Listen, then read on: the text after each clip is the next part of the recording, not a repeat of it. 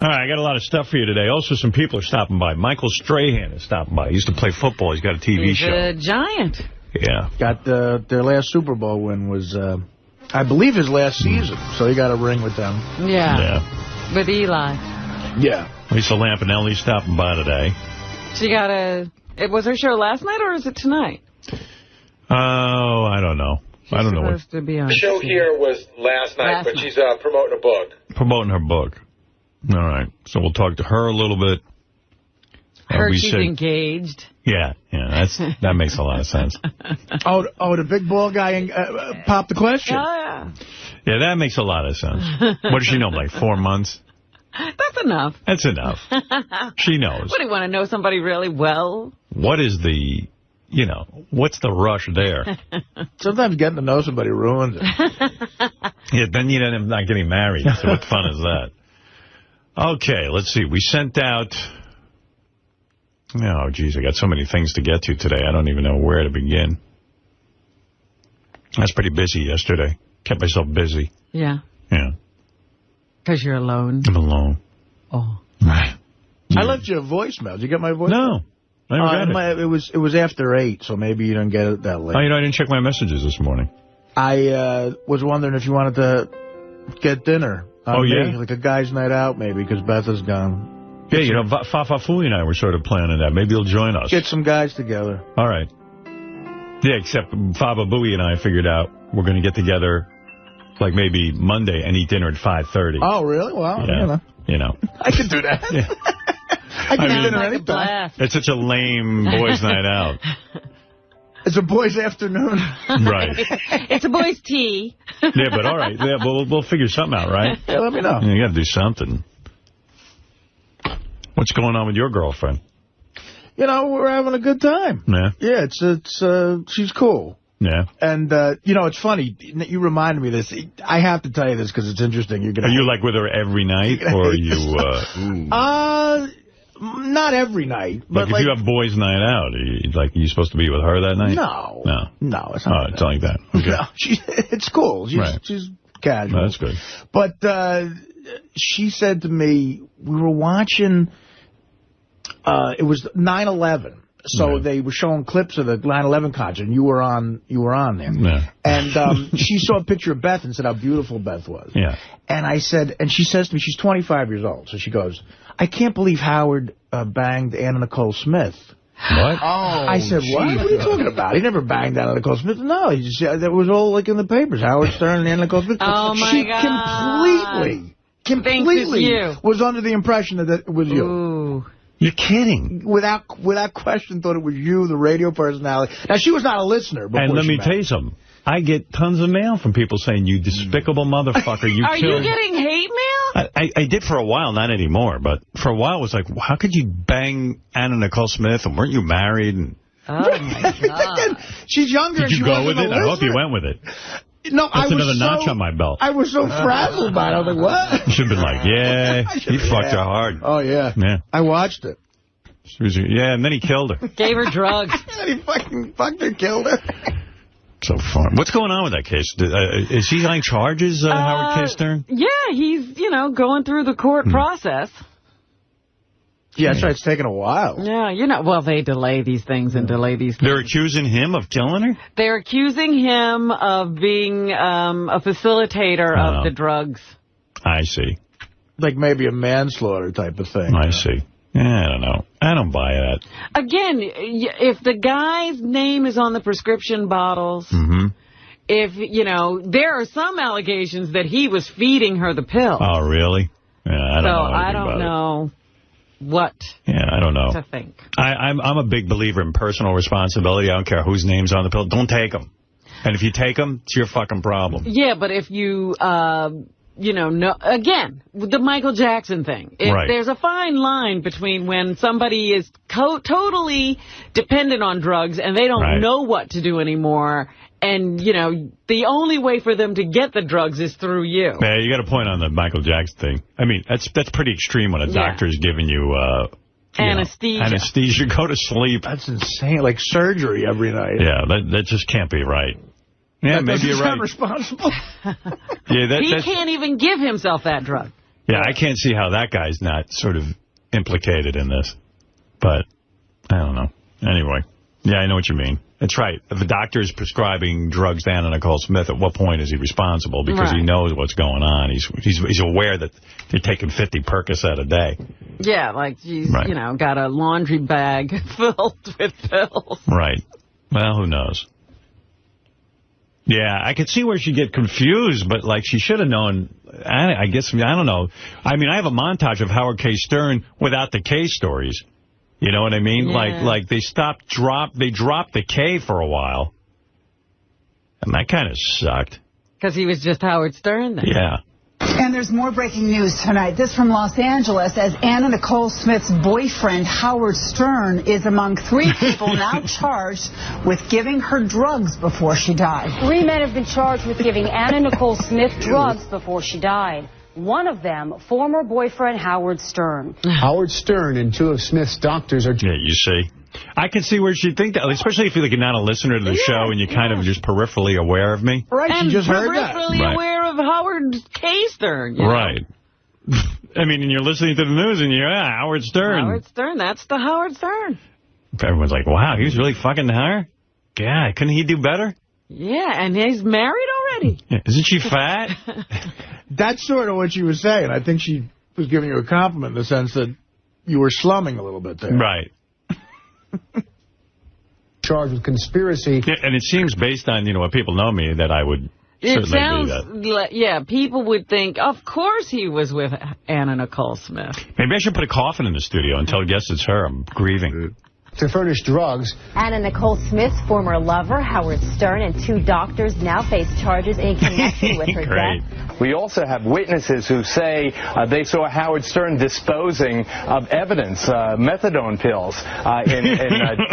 No, it's Geraldo. Yeah, my kids called me the other day. What were you doing with Anna Nicole? What were you doing with that methadone? Right. Yeah. Anyway, so that's that story. All right. Well, hey, I should praise Grillo for his interviews.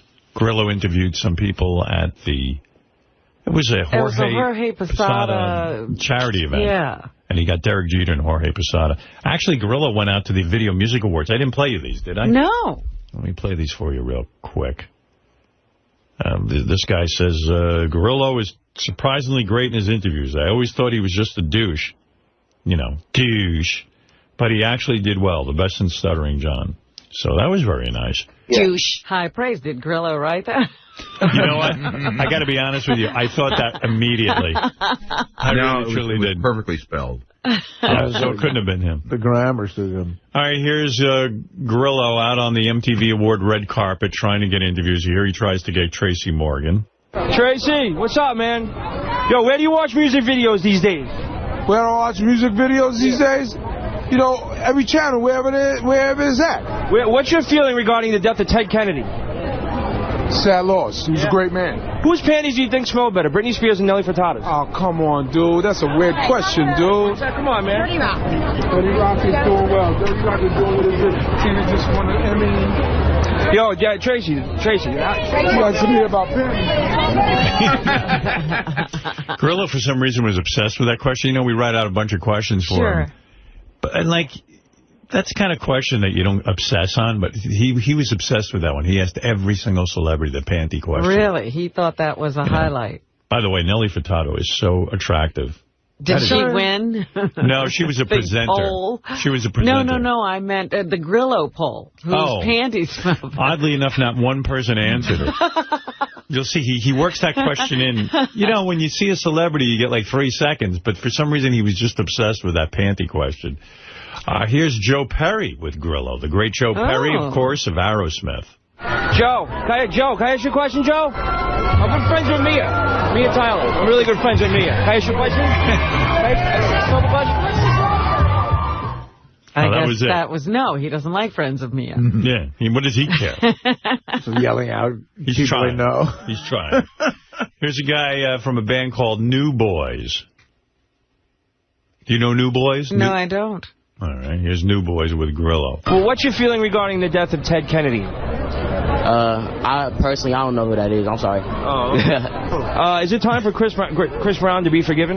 Yes. Yeah, that's a homie. That's the homeboy. Yeah, shout out to Chris Brown. Describe Howard Stern in one word. Howard Stern. Look, he retired. Retired. In one word. Amazing. Beat it. You do a little freestyle of Howard?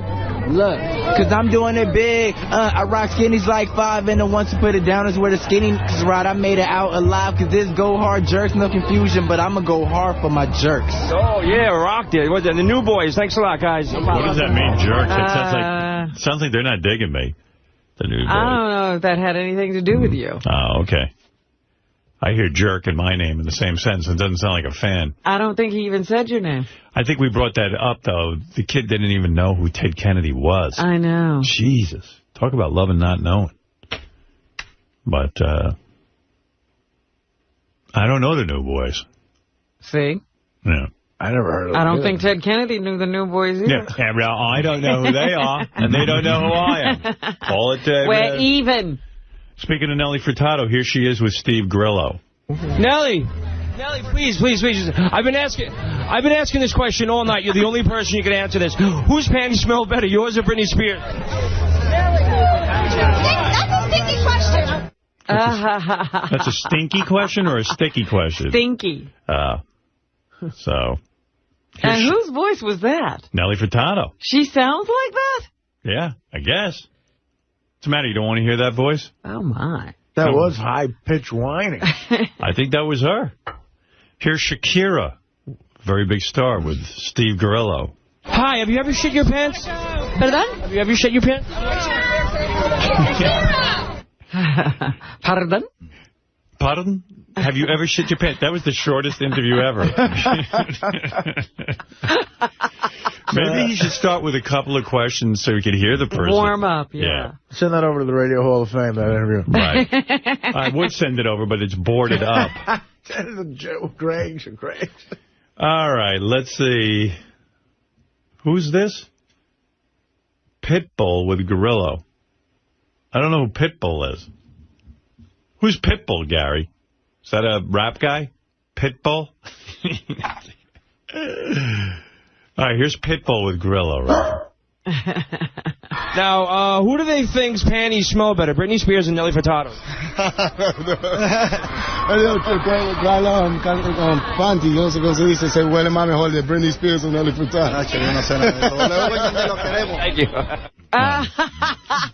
Can somebody interpret for us now? Yeah, that was a guy who only speaks Spanish, and his interpreter had to ask him that stupid question.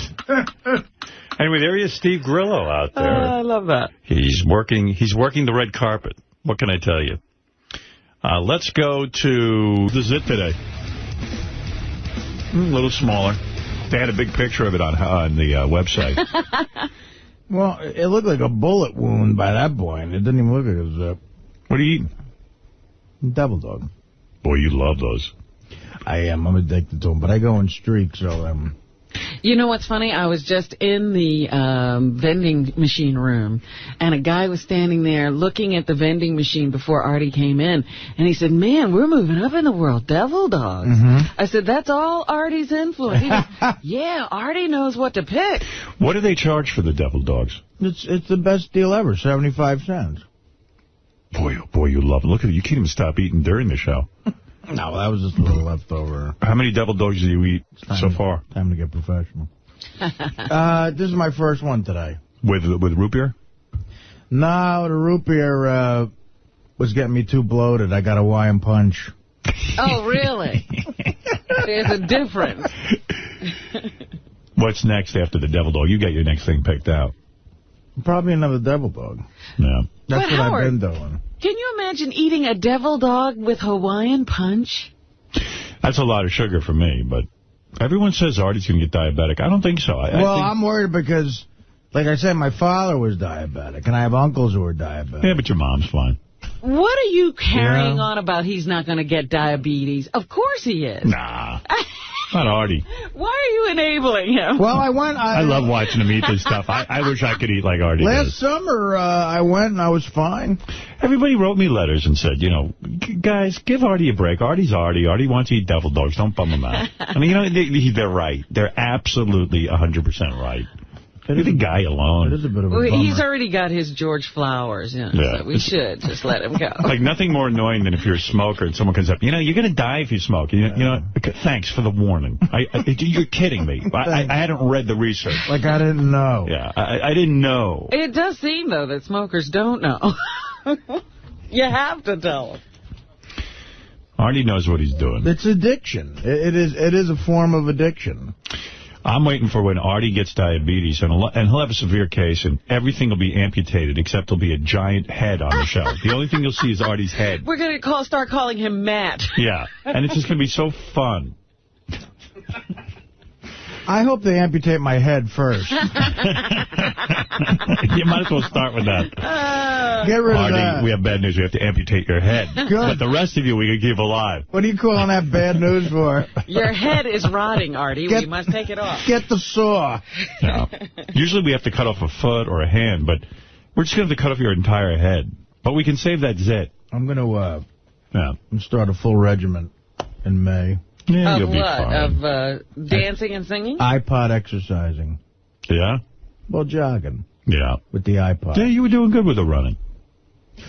Well, if I have the right music, I could do it. So now I'm going to pay this kid to get the iPod downloaded. And Artie paid some kid $500 to download his iPod. I haven't paid him yet. I gotta give him the iPod and the music choices. Well, you know what? The guy said he would have done it for free, Artie. You're no negotiator. Did he really? Did he say that? He didn't say that. I feel guilty. It's a kid. He makes no money. No, you're doing the right thing.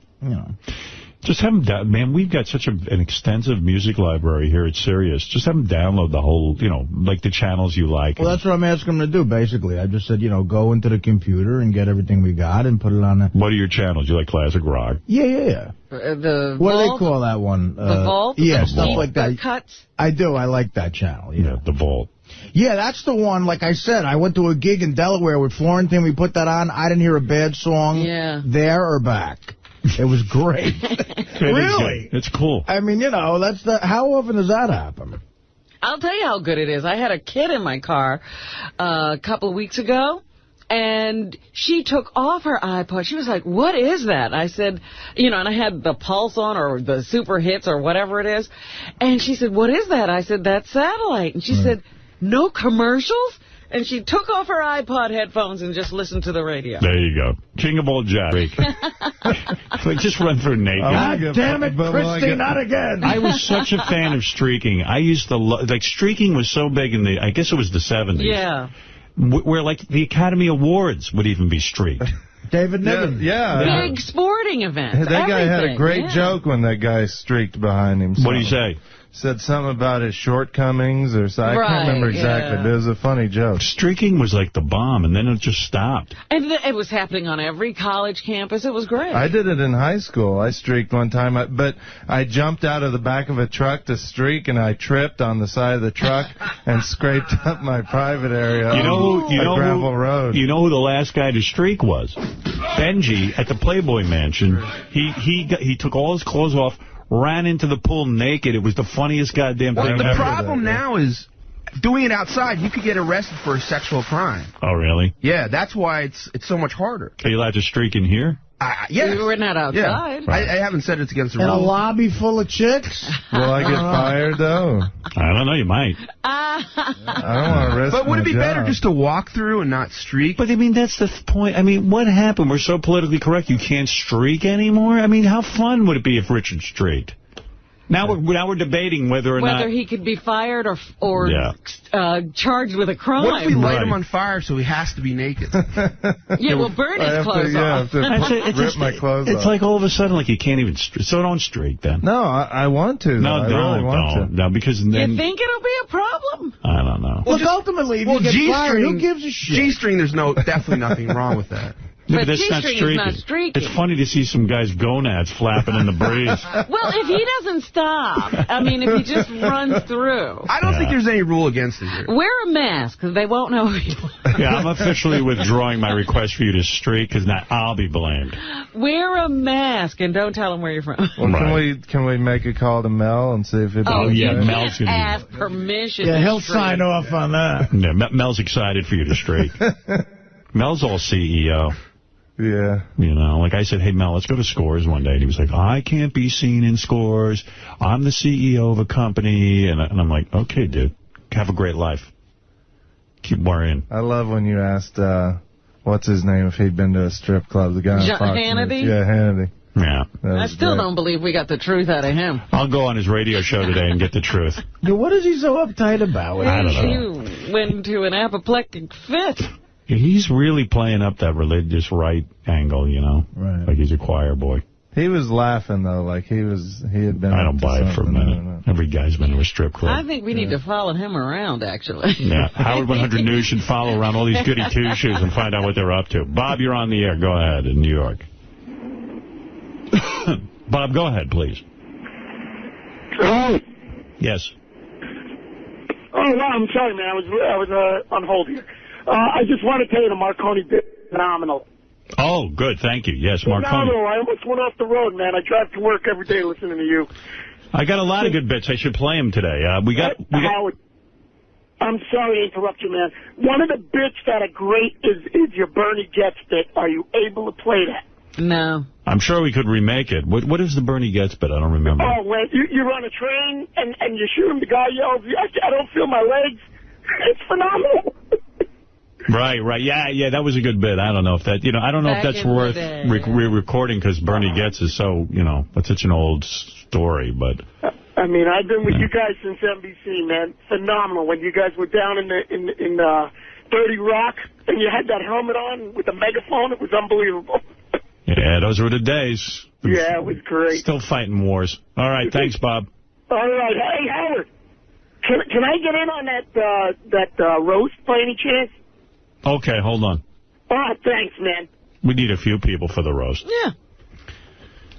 We need some big, strong guys to bust up the fights. We got Daniel Carver being roasted. That should be quite the scene. Yeah, he should be in a cage or Yeah. Hey, Howard. Yeah. You know what we can do? We can open the curtain and be naked here. I don't know if they can see you. Where's the meeting? Is it out there? Dance, yeah. I like streaking. I'm sure it's right there. Yeah, you're allowed to dance naked in here. That's true. I'm up for that. Just press ham. See, when you're standing there trying to show somebody that you're naked at a window, it's much more offensive than streaking. Like a pleasure booth. I love streaking. Hey, Jeff the Drunk, you're on the air. Uh-oh, somebody fell asleep. I had a long day yesterday. What a life this guy has. I mean, he just drinks. He's worn out from video games. He's the ultimate loser. Ultimate. Listen to him, like a baby. He's taking losing to a new level. Absolutely. He's got the radio on that we gave him. Yeah, everything. He mooches a radio off of us. Like 40 years old, no means of support. His mom has to live with him. And he doesn't have anything to do the rest of the day. You think he could stay up. He plays video games is all he does, I think. Yeah, plays video games and just, like, scrapes bong residue out of his... And packs... How does he get money for weed? That's what I want to know. SSI. Yeah, that drives me crazy that, like, he gets some sort of government assistance and then buys weed. Yeah. You know. Listen to him, big waste of space. And he thinks his mother needs him. He's fooled himself into thinking, my Bob needs me. Like he's a help. Right. You know what's weird, too? When he was on Meet the Shrink, and the shrink figured out all of a sudden, like, if your arm is constantly causing you pain and it's completely dead, your arm, why don't you amputate it? And that was like, I had never really considered that. He could just amputate that thing. Right. And be done with it. But, he would have none of it. But absolutely. He says, my arm. Can't they make bionic arms now, like a metal arm? They make metal arms. Yeah. That's what she was saying. She's going, why don't you get something you can use? His life would be way more productive. But he won't let go of that thing. But in a way, I understand, like, what if they can find a way to regenerate tissue with stem cell research and stuff? They're not going to waste it on Jeff. You don't think they'll use it on him? Like, couldn't he be a medical experiment? Something tells me he's not at the top of the list. Just so he can hold 2 beers. Right. But even him, like, listen to his breathing. It's like he's taking up oxygen. He's dying. You know what I mean? It's just like, what is he doing? What's he doing with his life? Nothing. You know, he's got a blessed life. Like, I mean, he lost a hand stamping job. Yeah. Listen to him. Let's just listen to him. Everyone, let's listen. Listen to a loser. He can't.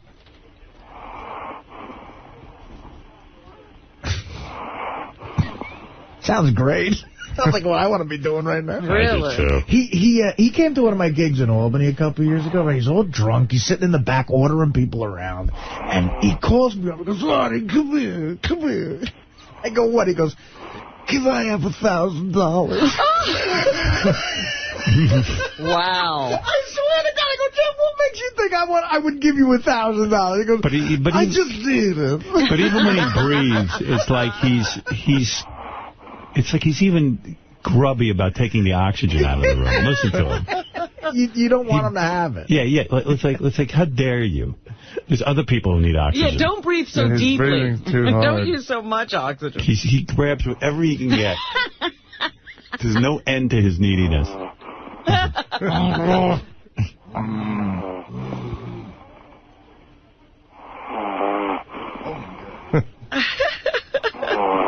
Oh, boy. Jesus Christ. His poor mother. And he can't even breathe when he sleeps because he drinks so much and he's so abusive. And he smokes everything. Cigarettes, pot, everything. His body right now is just trying desperately to repair itself using God-given oxygen.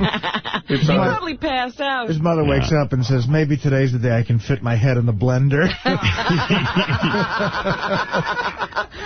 I want to just hear him breathe.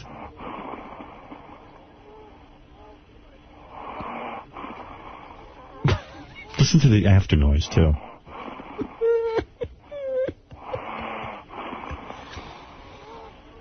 You hear that wheeze at the end? The wheeze, the little whistle. Listen.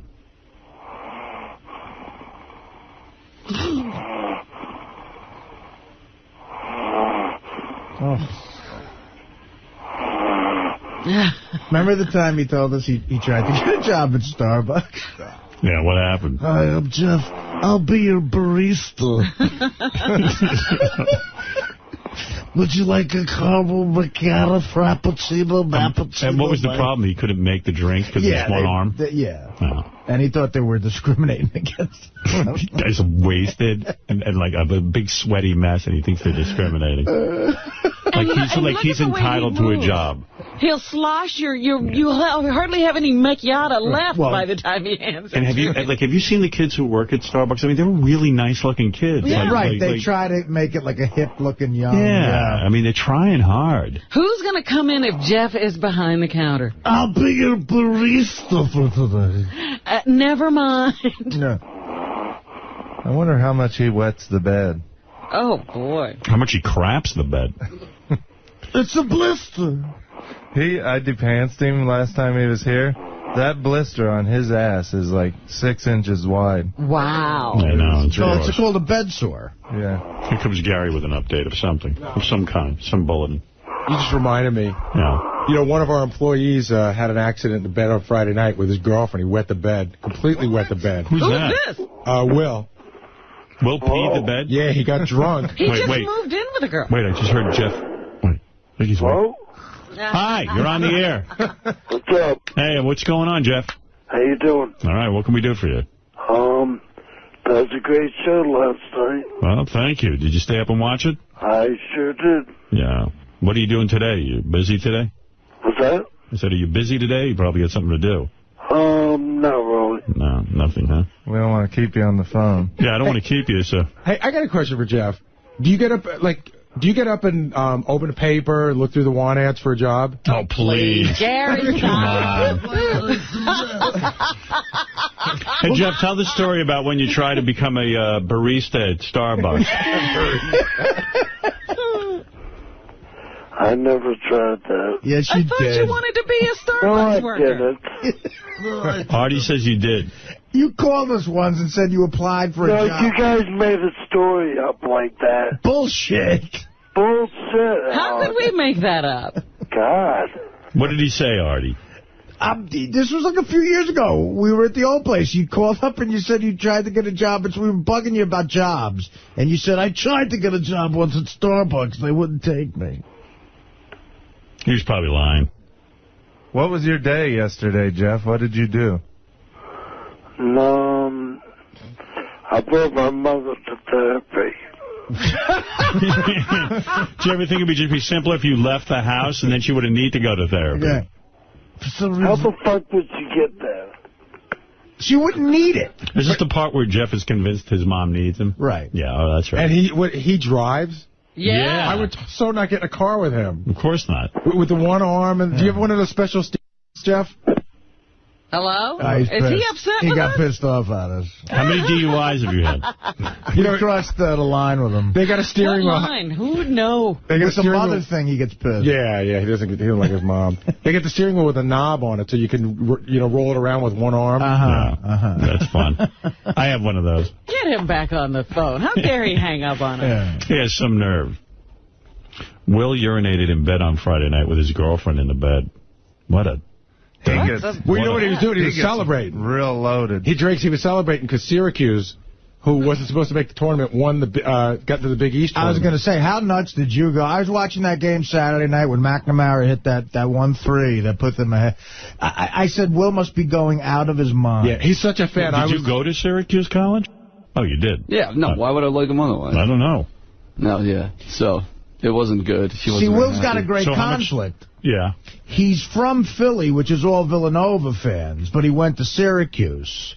So, he's got to deal with all his buddies who are Villanova fans. Yeah. So what happens? You celebrate. How much did you drink? I don't know. I mean, I probably had, I didn't think it was that much. 8 beers, maybe, something like that. And then you laid down and you pee the bed? No, it was in the middle of the night, and I had one of those dreams where you feel like you're peeing. Yeah. And I woke up and I patted my pants, and I was like, oh my God, I really did. And then I looked down. You ever dumped in the bed? No, I've never done that. But there was a big puddle, and I had to wake up my girlfriend and say, we got to take the sheets off the bed.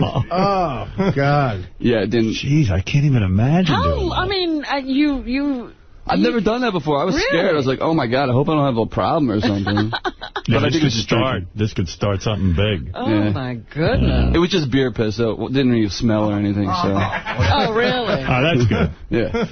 Do you have, one of those little, on my bed, they have this liner. I guess it's supposed to be in case you piss the bed. You have a liner on your bed? Yeah, there's I don't know what you call it. It's the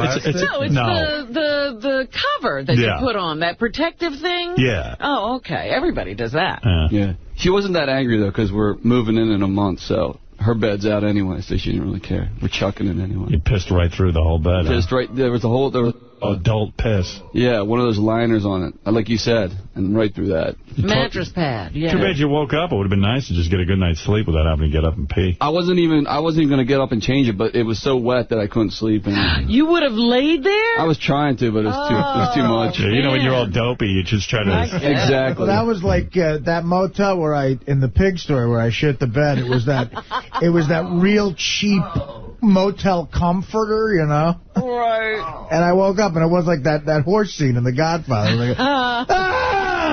Mark, you're on the air. Go ahead. In Harrisburg, Pennsylvania. Welcome to the show. Hey, Howard. It's Mark, an attorney from Harrisburg. How are you? Hey, Mark.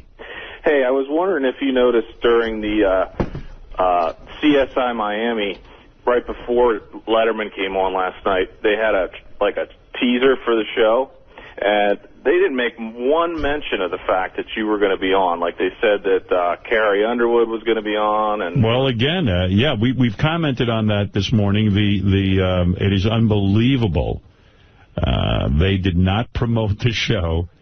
Obviously, the appearance was vetted by their lawyers, and they decided not to promote, which was a dumb move because when I'm on Letterman and the word gets out that I'm on, it usually leads to big ratings. And part of the problem is now that I'm on satellite, you know, it's a limited... You can't promote. I can't promote it. It's up to them. It shows you that my tactic of talking about this and constantly pointing out what a frivolous lawsuit this is and what Les Moonves is doing with the stockholders' money is effective. And their decisions are based more on emotion than good business sense. If they aren't afraid of what I'm saying on Letterman, why not promote it? Why be embarrassed? Exactly. I mean, it's ridiculous. Because I happen to be speaking the truth, and they can't stand it. And the only reason I was on Letterman, the only reason Leslie Moonves didn't kill that, is because Letterman operates independently, and he would have had a war on his hands with Letterman and me. And he would have looked bad. Leslie Moonves has already killed one newspaper story about me, a magazine actually, where they had some clout because of advertising that CBS does. And he is on a tear to keep me silenced, but it's not going to work. Tonight I'm going on Sean Hannity's show. Sean's on 500 radio stations across the country, and I will continue to spread the word of what Leslie Moonves is doing and what he's up to. Thank you. And by the way, this is by the way the first stage of my plan. There's 2 more stages. The third's the knockout punch. Get ready. Thank you. I'm not sitting still for this asshole. Let's take a break and then we'll come back and we got a lot to get to. Kenneth Keith Kallenbach is going to do a stand-up act. Oh boy. Joan Kelly's here. This girl is a professional submissive. She's even had her vagina sewn shut by a client. Is it still? No, I believe it's been reopened, but she is a crazy hardcore submissive, not like gets tied up and gets spanked a little. This is a woman who has had horrible things done to herself because she is a true female submissive, has even said she'll sit here on the couch while Richard Christie diddles her because he's so repulsive that she puts herself through all kinds of repulsive things. Oh, my goodness. So you will meet her in just a couple of minutes as well. Is this woman sane? Also coming up later, Artie will eat more devil dogs. I can almost assure you of that. Artie will be back at the vending machine. Artie will be at the vending machine. Coming up in the 8 o'clock hour. When you go to the vending machine, we should make a bit out of it. Like we should travel there with you. And they've done that a couple times. No, I mean like live on the air. Oh, yeah, right. That's been the news department. We want to go with you. Right. And we might even get to our new bit where we check in and see what's going on with Fred. But first, this. You come in here today knowing you are going to have freedom from the shackles of traditional radio. Are there any freedoms that surprise you? What this represents is the potential to do anything we want. Anything we want. Anything we want. The Howard Stern Show.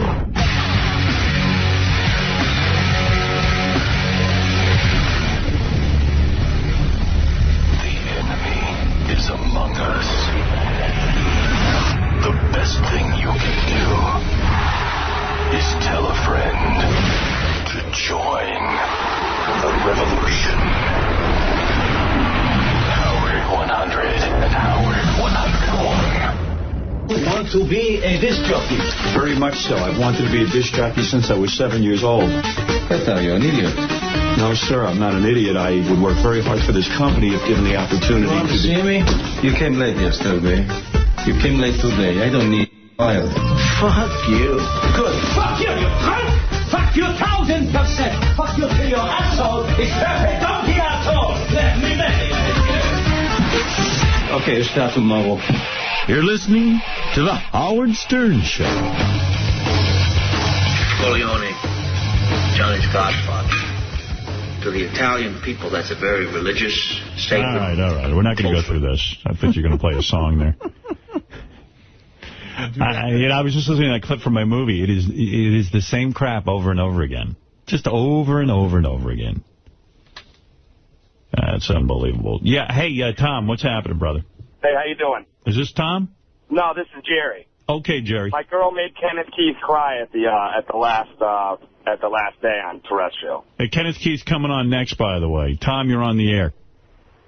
Hey, Howard. I told Kenneth Keith he could do a stand-up act for us if he wanted to. Tom, go ahead. You're on in New Jersey. Hey, I wanted to let you know that I think Richard should streak the Cosmo show. Yeah, I would love to see it, but... I think the fans would love it, and he should just do it just because it'll be great for the show. I try to listen to the Cosmo channel. I can't even find it. Let me see. Wait. Control-Alt-Delete. Then I got to do this password. I hit enter. And let me see if I can see Cosmo Channel. Then I got to try and find...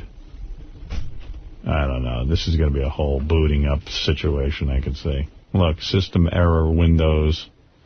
You know what I mean? It's just, it's maddening. How do you get to it, Gary? Do you know? I don't. HS router control, is that it? Try that. I just wanted to simply go there. It could probably take forever. All right, it's not going to work. Make that big. That's the main menu. Make that bigger? Yeah. I can't. In the square. I can't make it bigger. Oh, there. Okay. Hey, is that it? Now, where's Cosmo? Hold on. I'm so computer bad. Like, it was obvious to Gary what I needed to do, and I'm... I know. You have trouble over there with scrolling and all kinds of things. I have all kinds of problems. The problem is they're in alphabetical order, except Cosmo isn't where it should be. It should be right after Coffee House or before Coffee House? What's that? Maybe I should like that. That's a channel, yeah. What is it? It's like a Meg Griffin channel where they have, like, funky, you know... It's sort of like that smooth rock, Sean Colvin, a lot of stuff. Point that out. Let me hear that. Coffee House. Yeah, I feel like I'm in a coffee house. Why should you be drinking coffee when you're listening to me? Because this music is asleep. Meg had a big concert here yesterday. Who was in it? I don't know. There were like 50 people outside in their seats, and I don't know what the woman's name was. They just kept telling me she's the Black Norah Jones from England. No. And she was singing. Sorry, I missed it. Let's see. Where is... Everybody's the color of something. She's the Black Norah Jones. It's not that. A lot of people call me the White Al Roker. Will's the White Les Moonves. Let's see. Where's... It should be there, right? Yeah, forget it. Howard? Yeah. Ed, can I just say one more thing? Wait, what is this? I don't think your screen has been updated yet with the new channels. Okay. So we're gonna put it up on your board in a minute. It's not worth it. Nothing ever works. I just walked outside to use the bathroom. No, there's already a bevy of hot broads out there. Let's see. Open my curtain. Let's setting up. First time we've opened the curtain, ladies and gentlemen. gentlemen. No, hot broads. Cosmo Channel's got to have hot chicks. I tried to steal a scone. Oh, they got food. So go get one. Why can't you have a scone? I don't know. They gave me a look. Oh, there they are. I don't see anything. It's a very small window. I'm shocked.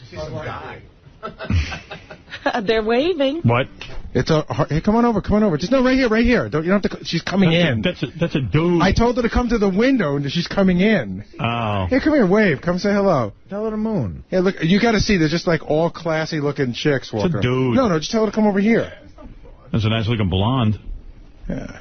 Guys. Oh my gosh! Even the caterer's hot. And there's a bunch of fruity looking guys walking around. I don't see one hot chick. I just see fruity guys. No, they're all over here. You can't. Your angle is bad for the girls, I guess. Nice display of water. And there's some guy just... Get lost, dude. Like the chick's coming in. I told her to come to the window.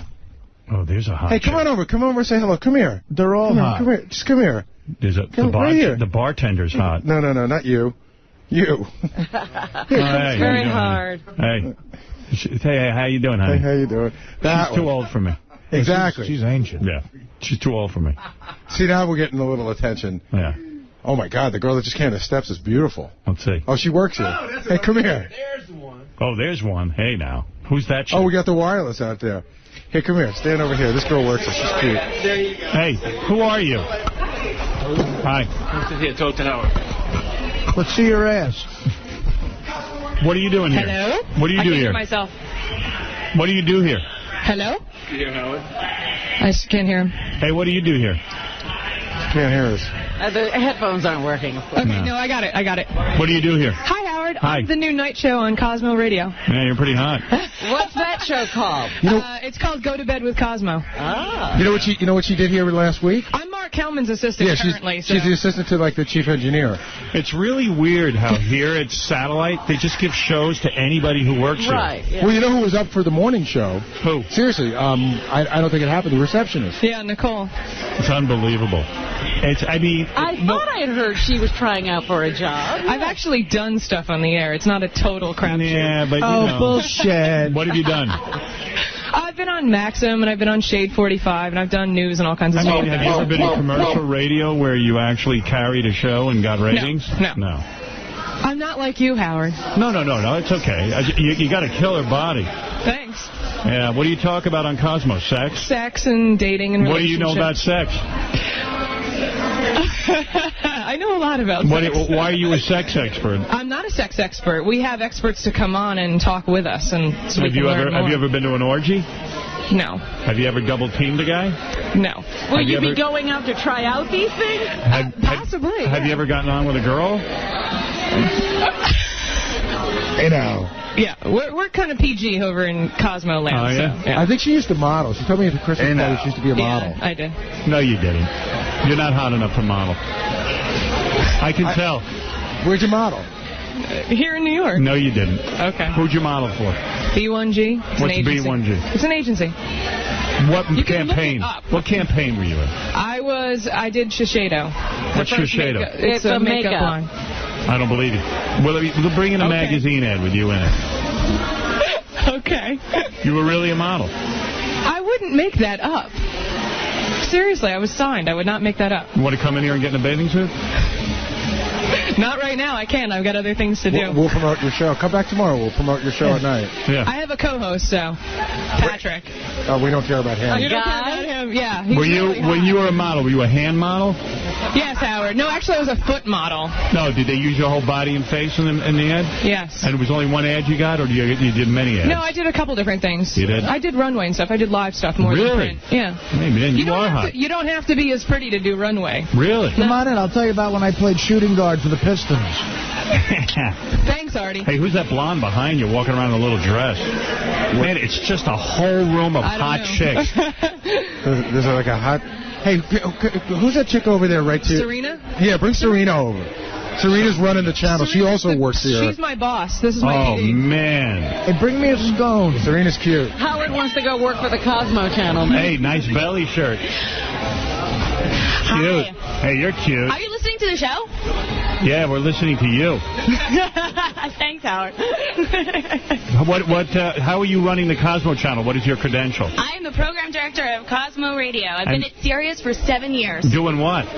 Everything. Were you an intern? No, actually, I started as the receptionist. I knew it. Yeah. He doesn't think any of us have any credentials. Well, that's kind of unfortunate. Well, you guys kind of don't. I mean, no offense. You've never worked in commercial radio. You've never really run any kind of radio thing. Well, then it's going to be an interesting ride. Seriously, besides being a receptionist, what have you done? I worked in the talk programming department for the last 6 years. I launched all of our partner stations here at Sirius. Really? And most recently... Richard's streaking! Richard's streaking! Oh, yeah! Streaking! There he goes! He's completely nude! He's streaking! He's running through the whole thing! He's streaking through the whole thing! Get out of there, Richard! Get out of there! That's not a streak, don't stop! He has got the littlest dick for a guy who streaks. His Brazilian wax looks great. They noticed. You should see the look of horror. This woman's over here. Look at her over there. She's horrified. Oh, now he's in here. Don't streak, guys. Don't streak, guys. Don't streak, guys. Get over here. What did you just do? Didn't I tell you not to streak? Goodness. You're like a... Oh, my God. Look at you. How'd that feel? It felt great. It was fun. That's crazy. It was liberating. All right. Hey, have you guys ever slept with a guy whose penis was that small? No. Unbelievable. How about now? Stop it. Richie, you're the man. I'm going to have to shut the curtain. All right, thank you very much, girls. Thank you. Good luck with the channel. I welcome you. I like that. Anything that brings subscriptions. That was so funny, Richard streaking. Wow. Jesus Christ. You tore ass, dude. Yeah, I was moving. I'm proud of you. You didn't say no. I told him not to do it, though. He defied me. You did? Yeah, I said don't do it because I get blamed. Yeah, but you brought me in here to suggest it, though. Right, get out of here. You're getting erect. What do you mean you get blamed? You're getting aroused. Are you getting erect? Get the fuck out of here. Oh, my God. Well, I'm next to Robin's booth. Get away. Go away. Stare at Robin. I want to see if you get aroused. Please. He's got bumps all down there. Have you seen he's got bumps? Oh, what, dude? Get the fuck out of here. What are you doing? Get out. Get out. Bastard. Robin, stupido. Get a lawyer. Yeah, sue him. He's vile. I may get a lawyer. He's got pimples down there. I know, he's gross. Bigger than his... All right, Tom. Well, I guess he did it. Oh, that's awesome. All right. That's awesome.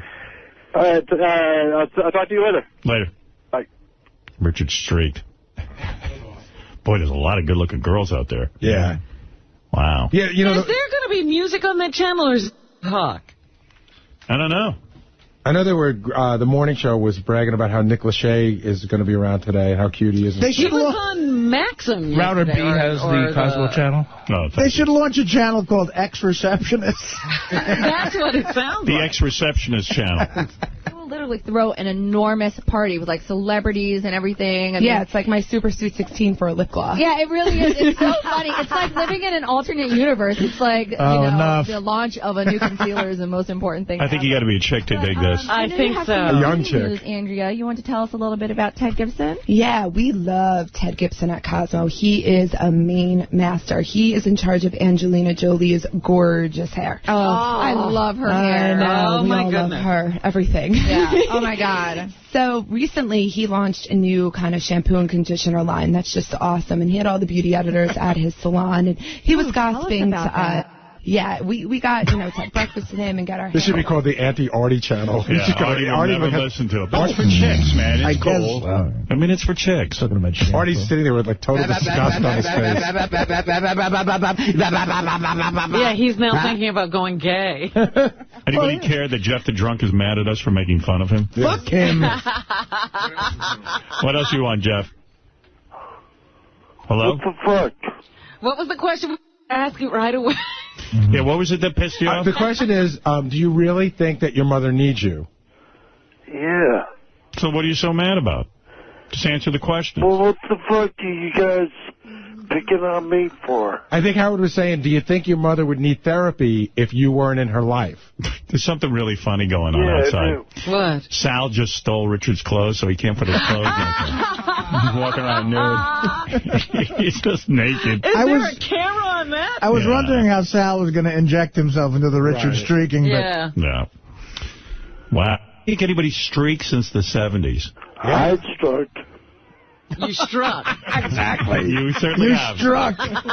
Where'd you do that? In his In California. Yeah, I think he struck his mother. Do you remember? I streaked. Do you remember that song, The Streak, was like #1, like how big it was for Ray a second? Stevens. Who did that, Ray Stevens? Yeah. Ray Stevens. Maybe we should play that in honor of Richard's streak. Oh, yeah, they call it the streak. It's so bad, that song. That's back when I was cool. That's when my arm worked. Back in the 70s. Yeah. But I think what Howard was saying is your mother probably wouldn't have to go to therapy if you weren't in her life. Right. Jeff. Why is that? Because you make her crazy. She's got a drunk one-armed son who doesn't listen. Physical therapy. And stays at home. He lives at home. What are you, 45? Physical therapy. Physical therapy. Physical therapy, Baba Booey. All right, hey, Jeff, sorry, we got to go. Hey, wait. What? This is where he makes a request. On Friday, could you do me a favor? What's that? Would you play When Iris Eyes Are Smiling? What? Off the album. Oh, your album. All right. Friday? All right, we'll play Hey, Friday. you have any more shirts? No. I don't really have any more. I don't. I gave them all away. Thanks, Jeff. All right. I knew he'd be asking for things. Called in for a reason. Jeff, listen to the replay later and listen to us make fun of you for 10 minutes while you're sleeping. Yeah, double A. You have no idea how much we made. Scott Greenstein's really pissed. Don't get angry. Where is he? Where is he? Scott, come on in. Come on. Is he in the hall there? He must be yelling at Richard. You can't have any fun anymore. It's the Cosmo channel. You know, they're going to start locking us in. I know. That's the funny thing. Uh-oh. Double A, you're on the air. Hey, Howard, how's it going? What's going on? Hi, what's going on? So last night's interview was the best appearance ever on Letterman last night. Thank you. You stuck to your guns. Every time Letterman tried squashing it or going like a different direction, you just kept going with it. Like, it was awesome, man. I was like never more proud of you because you went there with a purpose and you served it and you said exactly what you said you were going to do during the day on your show, and you went over and you fucking kicked ass last night. Thank you, brother. Awesome. Thank you. I appreciate the compliment. comments. Franco, I heard you're on the air in Massachusetts. Good morning, Howard. Good morning. I'd like to discuss the Letterman interview last night. Sure. Well, once again, you are correct, because in this week's issue of TV Guide, Vin Diesel was the main guest scheduled for last night.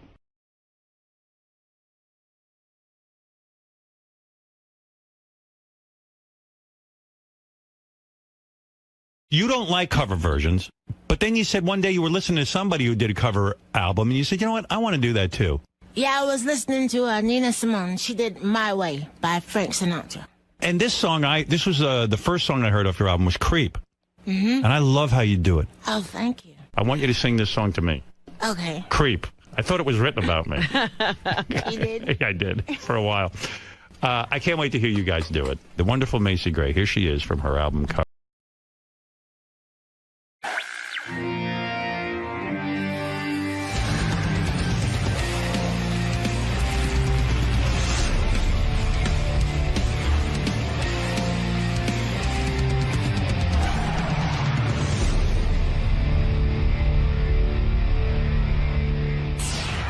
Hello, I'm Macy Gray. I'm here at the Howard Stern Show. Here to talk about my new record, Covered. Well, are you a fan of Howard's? Do you like him? I do. I like Howard Stern very much. What are you I anticipating? like his hair the most. I don't know. I don't really know what to expect, because I hear how he talks to other people, and I'm not good at that. Like, if he talks about, like, banging and coming and all that stuff, I don't know what I'm going to say. Because it's not for you. It's just out of, like, I'm not a good, like, get in those conversations with dudes, It's like... So, but I don't know. I'll think of something. I'll talk about, something, I don't know. Like, maybe like, important things, Like nail polish, lip gloss, stuff like that. All right, have fun in there today, man. All right. Thank you. Thank you. So her story is great. So she was originally signed to Atlantic Records, but they dumped her. Right. Before that, she had recorded this demo with a friend, and that had just made the circuit. But at the time that she was signed to Epic Records, she was living at home again with her parents, 2 kids, another one on the way. This is after the first record? My understanding, after the first record deal fell through. 1 minute! And this guy basically saved her. Before she had a hit song. Exactly. So then the album comes out in 1999, sells 7 million copies. She wins a Grammy for Best Song. Or Never signing with Epic. She had 2 kids with her. So Jeff Blue got her a deal at Epic. Right. But she was dumped by Atlantic. She still hadn't become famous. This was all. Well, she had a record deal, got dumped before she even got a chance to be before the record even came out. She had to live with her parents, and she had 2 kids and was pregnant. Correct. And moved in with her parents. Correct, because she was divorcing her husband. Okay. I thought it was amazing that Epic Records at a time, just to give you a sense of the record companies at the time, had a $15 million marketing push for the first album. Now that's the marketing for the entire year for everyone.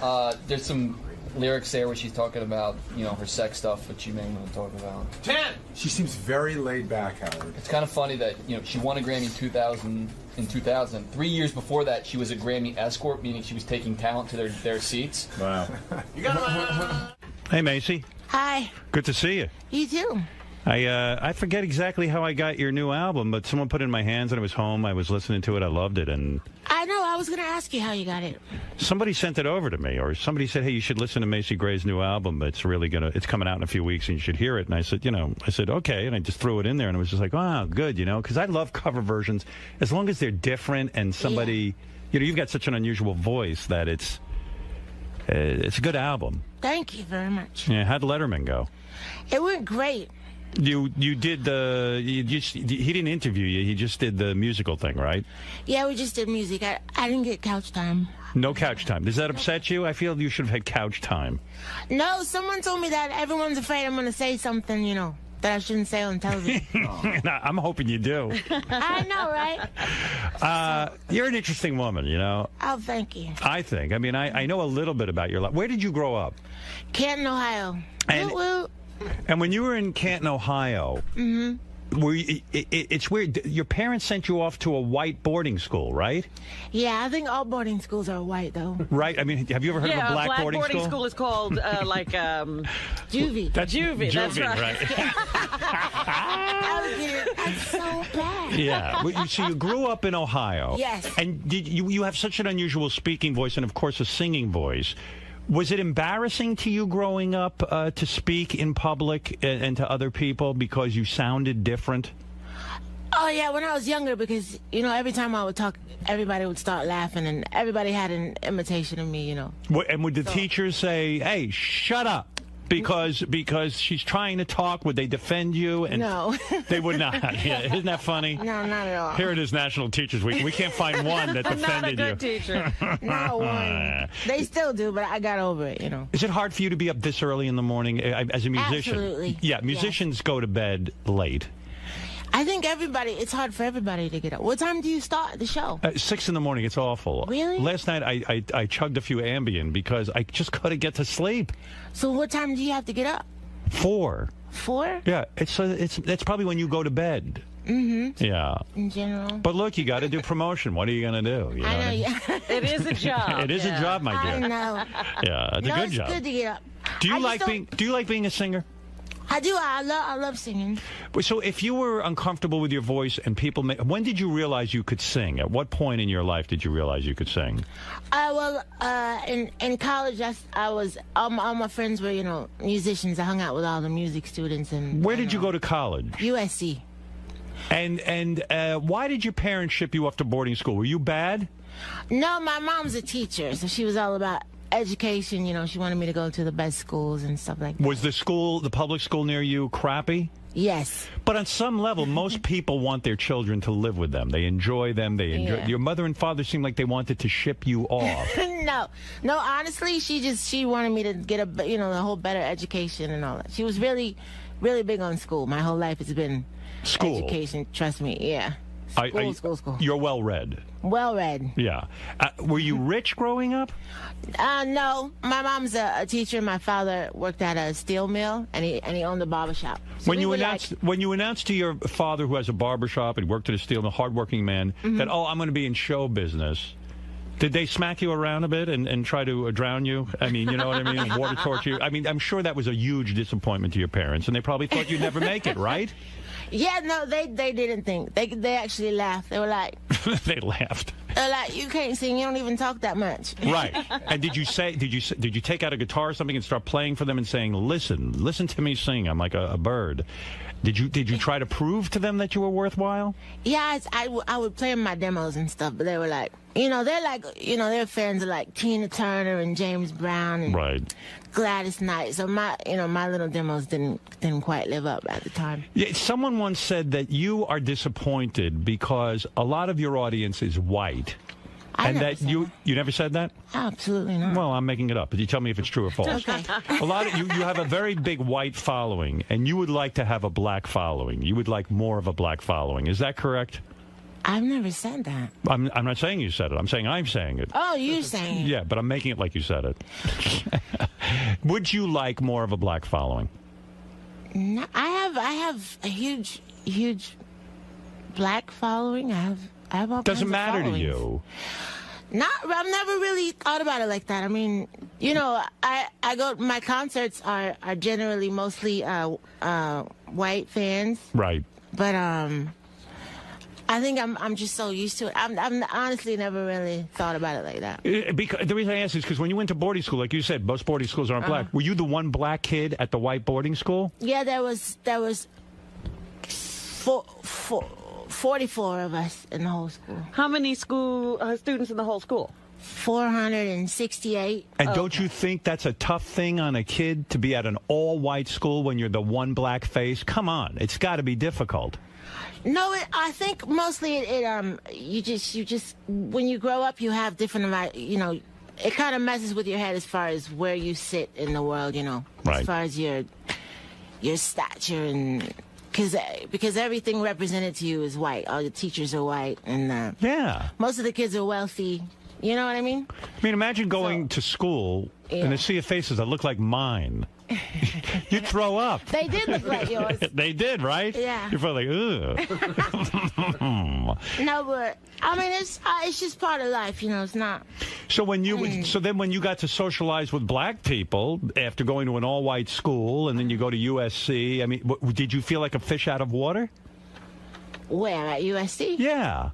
No, USC's like 26,000 people, and you can be friends with whoever you want. You know? Right. Plus, I have a huge family. My father had 9 brothers and sisters, and my mother had 13 brothers. So I was like, good Lord. I had like both worlds, you know. How many siblings do you have? I just have a brother and a sister. There's 3 of us. Are you not talking to them because they're jealous of you? No, they're not jealous of me at all. They're jealous. They're not. They are. Trust me. No, my sister's a teacher. My brother owns a gym. Exactly. They're not jealous. Then you're the big superstar in the family. It's gotta be difficult. They still treat me bad. Nothing has changed. Is that true? They treat you badly? Absolutely. Yeah. But you're in contact with them, or you don't even bother? Oh, yeah. My sister is at my house right now. My brother lives in Philly. I don't see him at that Is it true your mother was a nudist and walked around the house naked? Is that correct? She did walk around the house naked. Yes. But I don't know. What's a nudist exactly? Well, nudists are people who like to do everyday things naked. For some reason, it enhances, like, rather than ride a bicycle, like a nudist's dream is to ride a bicycle out in the open nude. Oh. You know, but you are known to go around your house naked. Am I correct? Only because I think I got it from my mother. Right, and you walk around naked, too. Isn't that funny that your mother likes to walk around naked, and now you're carrying on the tradition? Well, she would just, like, get up, you know, and she'd take a shower, but then she'd have to run downstairs and cook something really quick, you know. Right. So she just, you know, it was just like what she had to do. She didn't have time to put her clothes on. And when you are naked cooking, let's say, and your children see this, do they get upset? Do they go, Mom, please put on some clothes? This is ridiculous. Yeah, they do. They do. And you say what? Fuck off or something like this? I just say I will. I'll say I'm in my house, you know. That's really the only opportunity, you know. You can be naked without getting arrested, you know. So. Right. Wouldn't you say you've had a hard life? Have I had a hard life? Yes, you've had a hard life. No. No, because I know people that have hard lives, and I haven't had one. I feel you've had a hard life. You do? Yes. Because why do you say that? First of all, Macy Gray was a struggling musician for years. Yeah, but every musician struggles. Every musician struggles. That's not the part that I think is difficult. Okay. You were I'll give you the brief synopsis of why I think you've had a hard life. Okay. You know, you got signed to a record label. Your first record label, I don't know, something, you had a falling out or it didn't work out. No, they didn't put it out. They never put out the album. That had to be a huge blow to you creatively, right? You recorded an album and they would not put it out. Why would they not put out your first album? I was pregnant. That was one thing. Because they felt your image wasn't right. Right? My being pregnant, yeah. I guess. Really. Well, I was pregnant, and it was I did it with a rock and roll band, and I don't think they thought that I represented rock and roll at the time. And so that album got shelved. Has anyone ever heard that album? I don't think so. I have it though. It's pretty awesome. It's a good album. Yeah, it's great. The second record label that signed you, that didn't work out either, right? No, that was my first album. That was that was your first. Did you feel great when your second record comes out? Did you go to the other record label and say, "You fucking morons, look at how many albums I sell"? Did you tell them off? No, I didn't even think about them. I was so happy. You were happy. You became a big star. The song I Try. I Try became a huge hit. How many copies did that sell? A gazillion. A gazillion. Yes. And suddenly you're the darling of everyone. Yeah. And your marriage broke up around that time too, right? No, I got divorced before I Try came out. So you had to raise your kids on your own. Well, he was around for a little while. He was? Mm-hmm. Is he still in the picture? No, not at the moment. Are you glad? I think it's for the best right now, yeah. He's not around. The kids, that's tough being a single mom. Yeah. Suddenly you become a big star. You have to go on the road. Who's watching the kids? It's tough. It's hard to balance both. True? Yeah, but I think it's hard for any mother, Right. And then you got involved with drugs, right? For a little bit. A little bit. Mm-hmm. Coke? We don't have to be specific about it. No? Uh-oh, what the hell were you doing? Yeah. Shrooms? Oh, yeah, I've done shrooms. Yeah, I've done shrooms. It wasn't a problem, though. Just like experimental. Right. Mm-hmm. And so you kind of like lost your way for a while, right? Is that the rap? I was just partying, you know, but I probably got a little, like, what do you call it, distracted. Well, were you in jail at one point? Yeah, but I went to jail before all this happened. Before you were happy. What were you in jail for? I'm curious. You're such a lovely woman and well-educated and all of that. How did you end up in jail? Well, one was a petty theft, and then I had a failure to appear. I had 7 traffic tickets, and I didn't. The judge finally sent me away. For driving violations? Yeah, because you know, if you miss your court date, then you're a criminal. So I never went. How long did you have to stay in jail? Like 4 days. 3 days the first time, and 4 days the next. Oh, 4 days. 2 long stints. Exactly. That's your longest stretch, 4 days? Yeah, I'm hardcore. Don't mess with me. Were you nude in jail at all? No.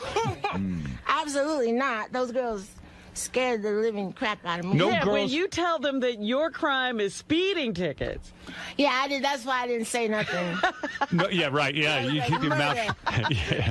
What are you in for? Murder. What are you in for? Speeding tickets. I killed my teacher. But it's still scary. I don't care if you spend one night in jail. It's scary. Oh, yeah. No, it's awful. Were you strip searched? Well, I was. The second time I was. Is that scary or can it be fun? It's just, no, it was not fun. It is like not fun. Old, and all the people that work there are mean, you know, because they don't really want to work there. Right, yeah, they're pissed off. And so they're like, you know, they're mean and grumpy, you know. No women came on to you in jail? I don't think so. I was like, they have these, it's this huge room, right? Yeah. And there's a bunch of bunk beds.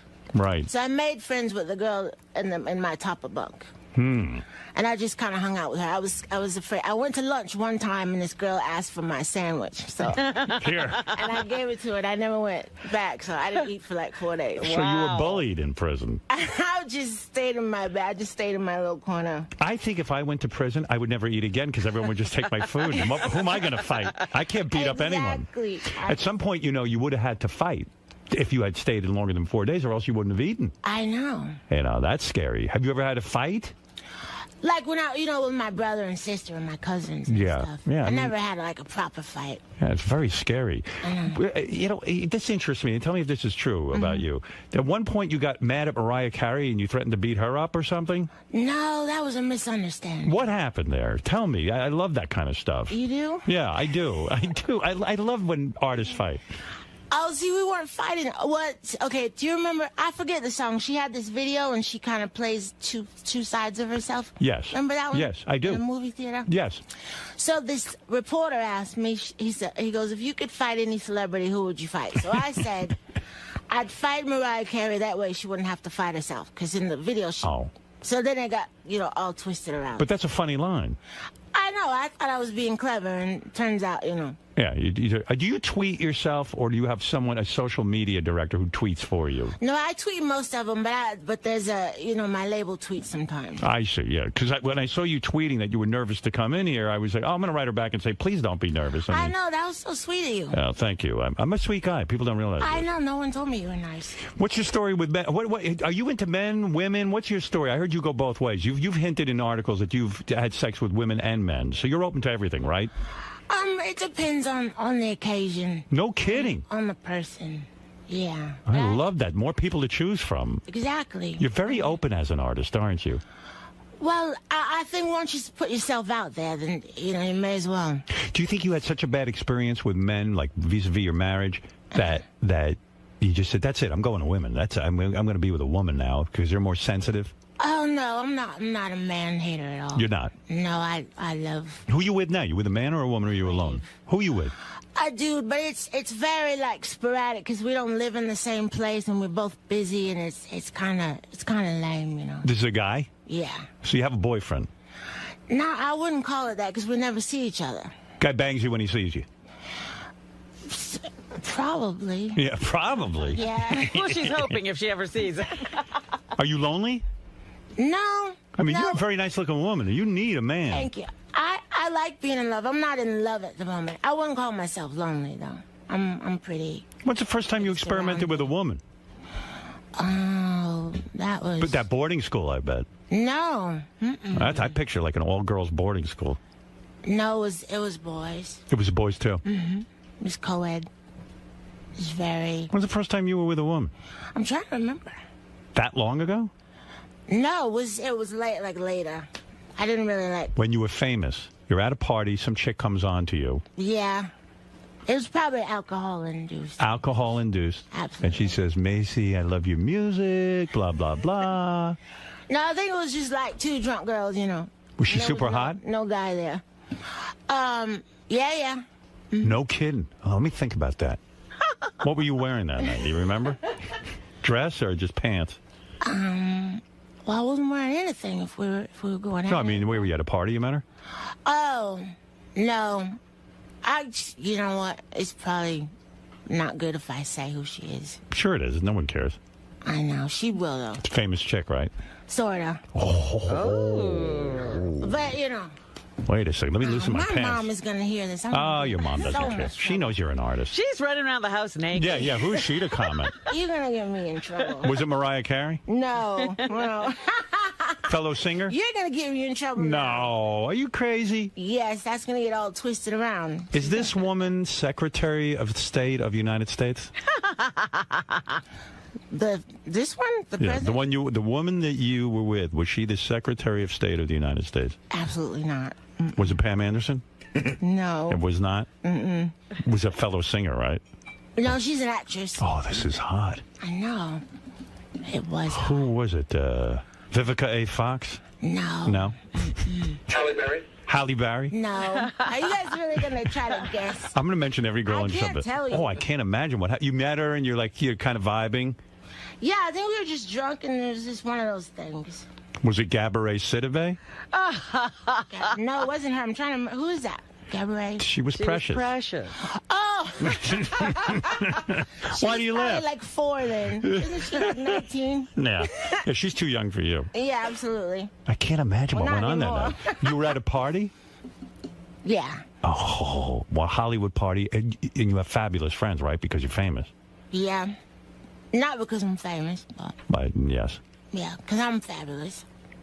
You are fabulous. You are a fabulous artist. Thank you very much. And you're very womanly. I'm imagining what went on that night. Oh, yeah. So she's like your fan and you're a fan of hers. We were just hanging out. And she starts making out with you at the party? Juicy as you want it to be. Yes, it's juicy. Believe me, this is juicy. It's not really. Was it? I'm going to mention a name. I don't want the truth. Okay. Chaz Bono. Oh. No. No? She's a man now anyway. That's true. That wouldn't even be gay. Wouldn't qualify. She doesn't Even the guys in your band are sitting there. They're looking at me like, who is it? These guys want to know. I know. Who are you guys? Give me your names. Zoo. Zoo? Yep. The fuck kind of name is Zoo? A cool name. That is cool. You gave yourself that name? What's your real name? Yeah, what's your... It's probably Eric Schwartz. Zoo and... Martine. Mike. Mike. All guitar players. Artie. I love this. I love music. Yeah, I'm at the end. You can't see me. Where are you? Yeah, you missed RJ. What the hell are you doing over there? Hi, now, what are you playing there? Conga or something? Playing a cajon. Playing a wooden box. What the fuck is this? Yeah. What is that? It's a... I could play that. You could. Yeah. He plays box? I play box. Played it for years. I could do the entire Sgt. Pepper's on a box. I actually play chair, but I'll play it for you later. Chair. Man, oh man. Any of you ever try to score with Macy?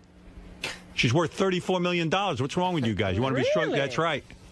I know, I saw that in some thing. Are you worth $34 million? I know. It was like, where is all that money? Send it over here. What are you going out on tour with Seal, right? Yeah, we're... He's some character, huh? I know. He's sexy. He's sexy. You got to calm down with the sexy. Oh, my God. Got kids with Heidi Klum. Now he's not there. I mean, what's he up to? I don't know. He's we're going out in July. I think here we do the Beacon in New York. Why would he break up with Heidi Klum? I don't think he broke up with her. Oh, she got rid of him? I think she was tired of something. I don't know. Yeah, I heard he's a pain in the ass. Really? What did you hear?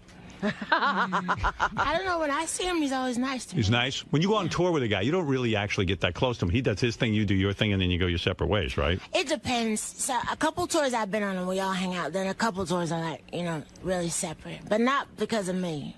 Any of these musicians ever come on to you? Any of you guys interested in Macy? No, they're all attached. Oh, are they? Yeah, they're practically married. Boy, if I was in your band, I'd bang you. I know, right? What's wrong with you guys? Something wrong with you guys, especially this guy in the box. Oh, I can't imagine who this person was at the party, but it must have been some party. Yeah, I bet you it was that Tila Tequila. Tila Tequila? Yeah, I'm telling you. No. I could see you two together. Not Tequila. I don't think I could hook up with someone named Tequila. Was she a very attractive woman? Yeah. Yeah, she's gorgeous. No kidding. I know. Oh, my God, this must be some story. And you only saw her that once, and that was it? No, we're buddies. You get together once in a while? No. It was a one-time thing? Yeah, it was a one-off. Macy, explain that to me. Why, if it was good, like, why not get together and, you know, pleasure each other once in a while? And let me watch. Well, I'll remember that next time and call you up. Was she more famous than you or less famous?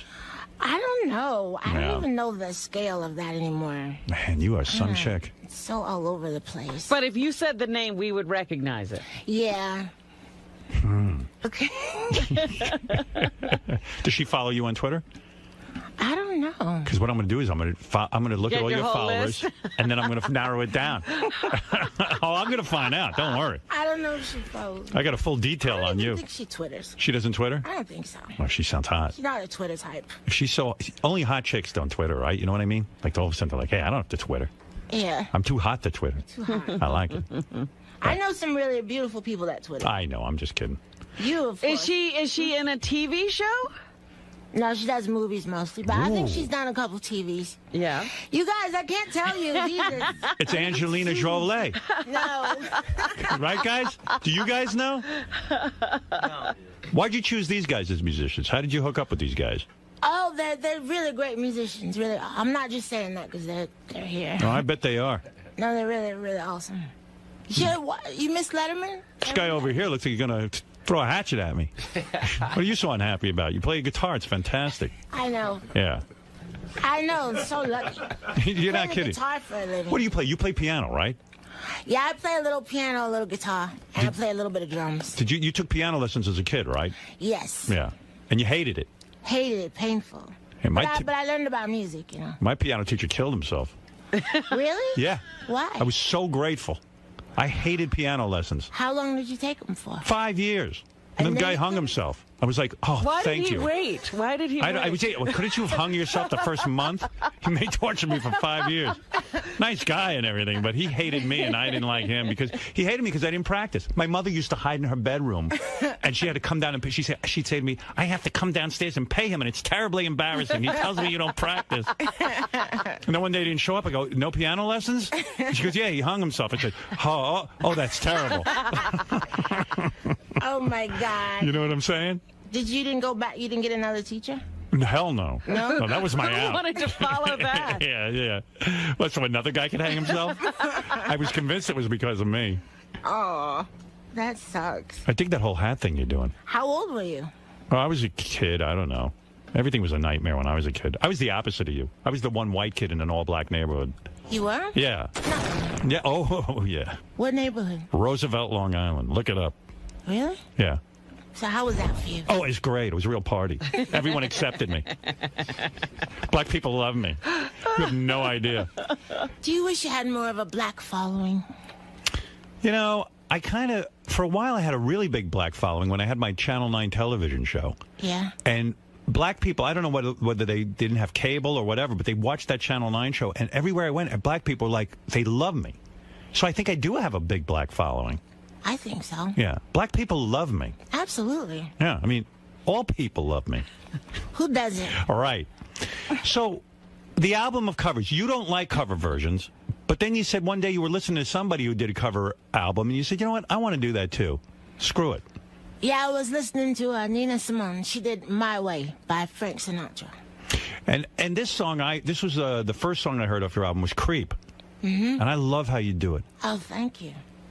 Thank you. This is the band. All the music is these guys. Oh, really? Yeah. They did the arrangements. Yeah, they did everything. And you understand I'm a judge on America's Talent, so I can tell you if you're good. So, like, what are you going to be, the nice guy, the critical guy, I'm the guy that everyone agrees with. You know how you watch these shows and you go, wow, that guy's saying what I'm thinking? Yeah. That's me. That's you? Yeah, everybody agrees with me. My opinion's uncanny. Really? I'm very honest. So you're going to say exactly what you think? I'm going to say what I think, but not to be destructive, right? But to help the people. So what if they're terrible? What are you going to say? I'm going to say you're terrible. You say you're terrible? Yeah, I'm going to say you were horrible. But that's destructive. Well, no, that's constructive because now they're going to go out and get a real job and really actually get on with their lives. I'm doing them a favor. He actually instructed some people to get jobs other than what they were doing. There's one episode, my dad was in the audience. My dad used to yell at me. I brought the guy up on stage to yell at the guy. My dad lectured him. Because he was being dopey. Macy, he would, people would come out and do their act, and he would say, are you joking? That's what I said, but don't you think that helps? Seriously. I don't know. What's this guy's name again? Your guitar player? Martine? Martine. You are one scary motherfucker. Where did you grow up? Pennsylvania. Pennsylvania. What happened to you? You're tired. Yeah, I understand. Believe me. Early. We're all tired. All right. The new album, by the way, Macy Gray's new album, Covered, is in stores now. I'm excited for it because I think it's a wonderful album. I enjoy it. I've listened to it many times. Anne Heche. No. Anna Paquin? Anna who? Anna Paquin from True Blood. Was that the girl? No. Now you're getting to all the bisexual actresses, you know. Wanda Sykes? No, it wasn't Wanda. Too bad.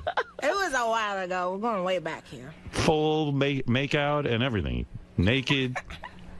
Well, it was like, one of those things. Like I said, I had been drinking. You pleasured her and she pleasured you? I don't even remember. Oh, you remember every detail. All right. You know what's weird? I heard a story about you. You talk about the song I Try, which was a huge hit for you.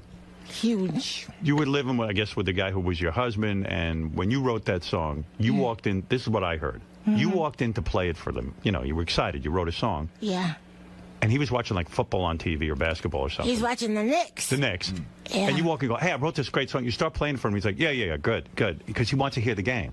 Yeah, it was a playoff. And you were annoying him with the song. What are you going to do? And that really affected you, right? Like that, you were like, oh, I guess it's not a very good song. It didn't do anything for him, right? Yeah, that's why when my label was really excited about it, I thought, oh, no, that song is... not that good. Huh? Yeah. I was really shocked when it became popular. Yeah, isn't it amazing when that like most artists can't recognize what's the commercial song? Yeah. You don't know. I never know. I'm not the one to pick. You probably think there were better songs that you've written that should have been a bigger hit. Totally. Yeah. Absolutely.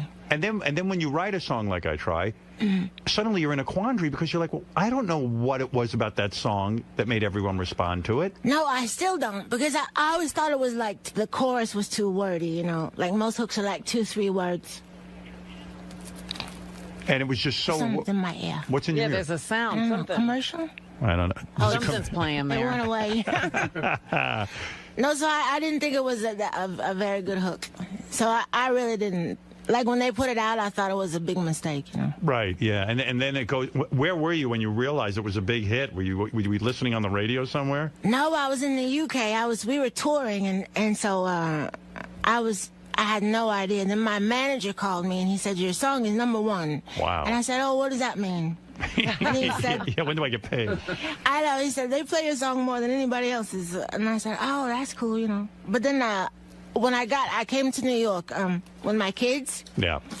And we were at my son. We landed, and it was cold here, and he didn't have a coat, so we went to the Gap, and I got mobbed at the Gap. Wow. And that's when I knew that people knew who I was. That fame is crazy, right? You went from being anonymous to famous, and it's like, whoa, one song. I know. We had this. I just bought this really fly fur coat, and I was walking down the street with my little boy, and people were staring at me, and I thought, oh, my coat must be, my coat must be awesome. Like, people I thought they were checking out my coat. I must look really good in this coat. I know it was a beautiful coat. So was that the best feeling of your life? The idea that everyone knew your song?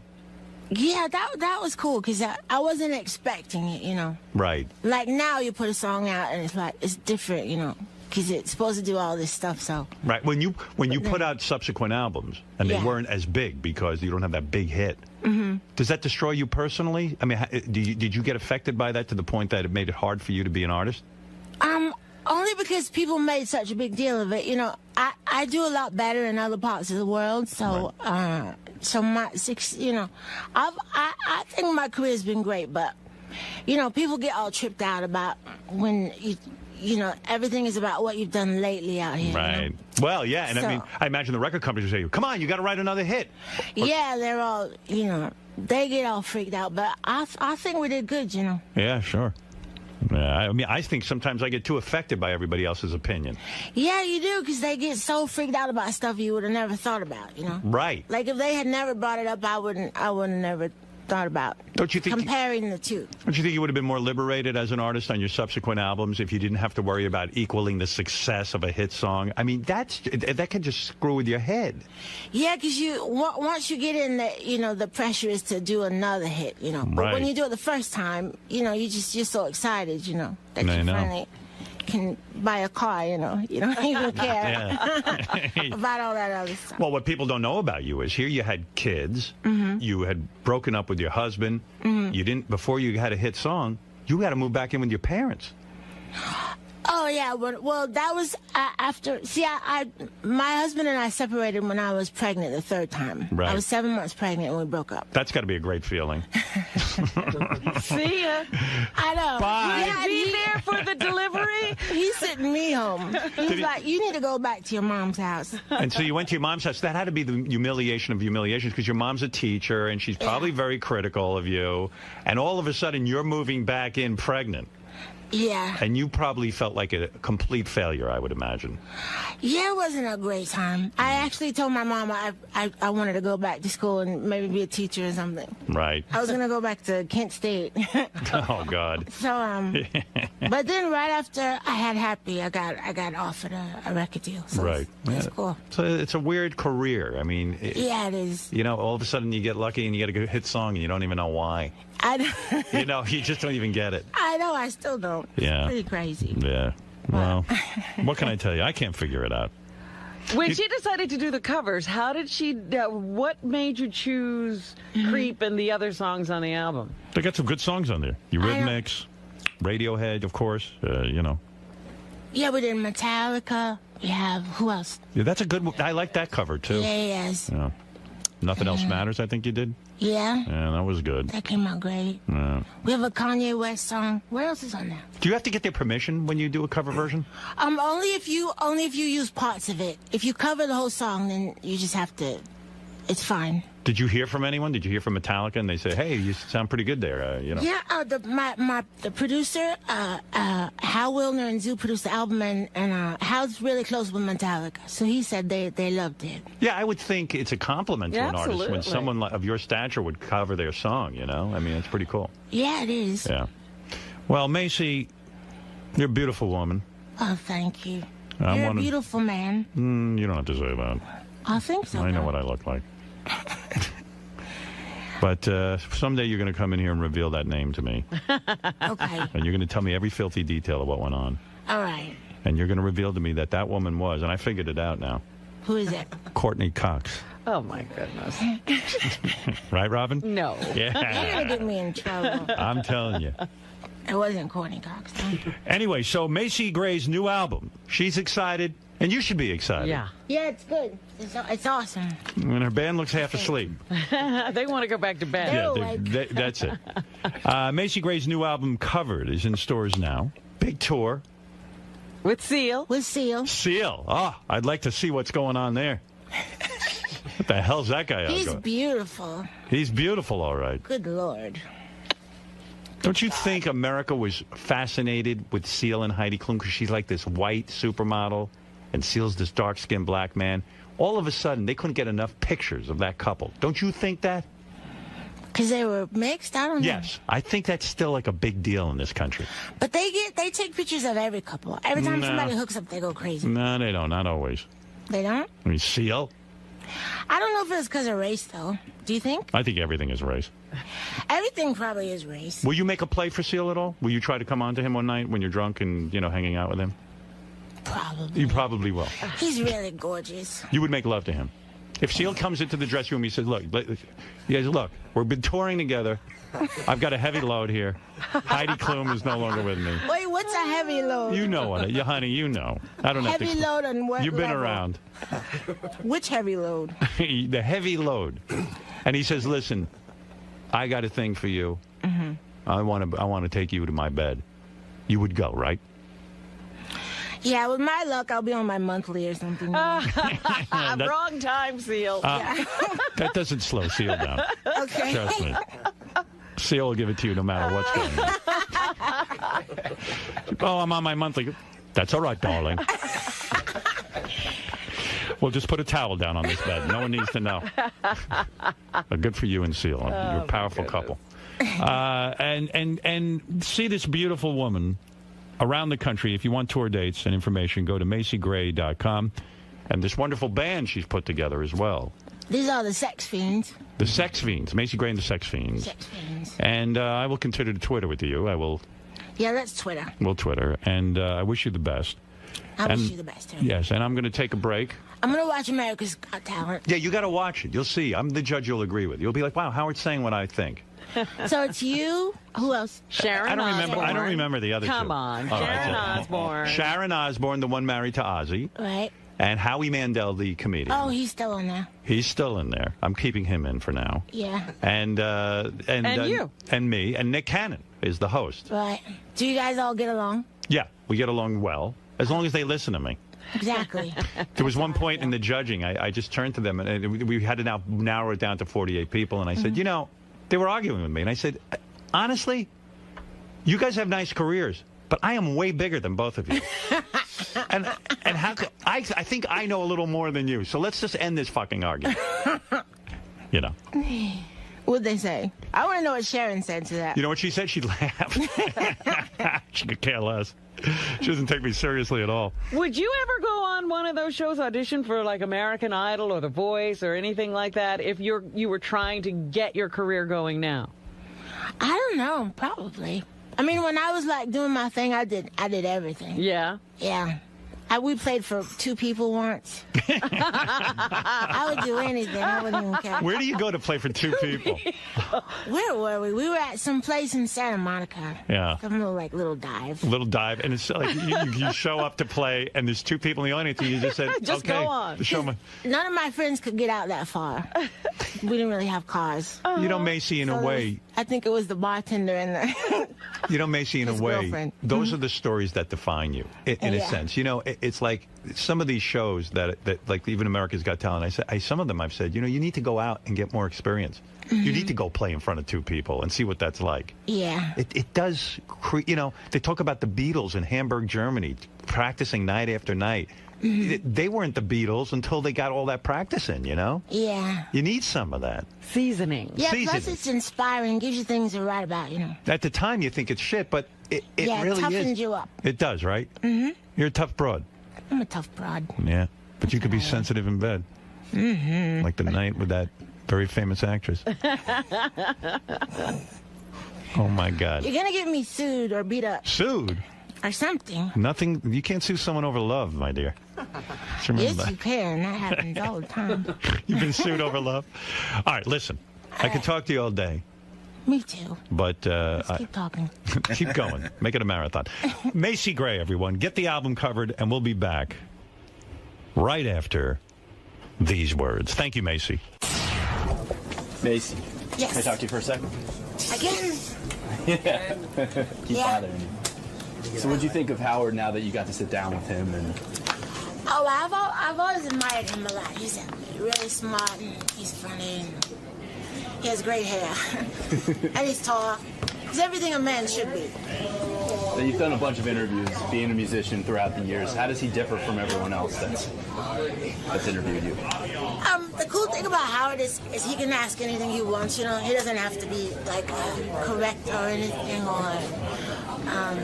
so I feel like he always asks people the questions, that people really want to want to know. That's why he's so famous. 'Cause, you know, he asks you things that no one else is going to ask you. So people tune in to hear that kind of stuff. You know what I mean? A true original. Absolutely. He is very original. Did you feel nervous at all prior to the interview, or did he make you feel comfortable in that? Before I was, because I hear like the way he goes at people sometimes, and I didn't know if I can handle that, you know. But he was really good to me. You mentioned to me you weren't sure if you were ready for all the sex questions and all that stuff, but it seemed like he provoked those in a very humorous way. It didn't seem like you were offended or anything. No, it was good. He made me really comfortable. I was fine. It was nice meeting you, Macy. Thanks for coming down. Good luck with your new album. Thank you. Okay.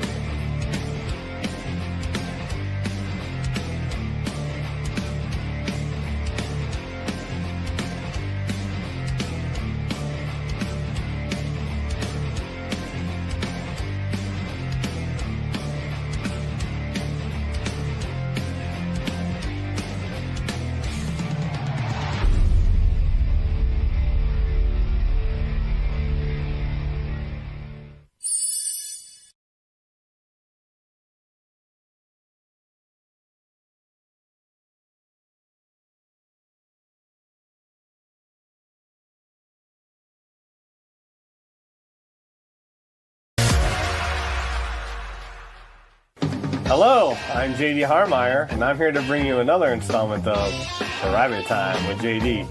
You might recognize this month's Miss Howard TV from a recent behind-the-scenes show episode, or from when she was interviewed by Howard Stern.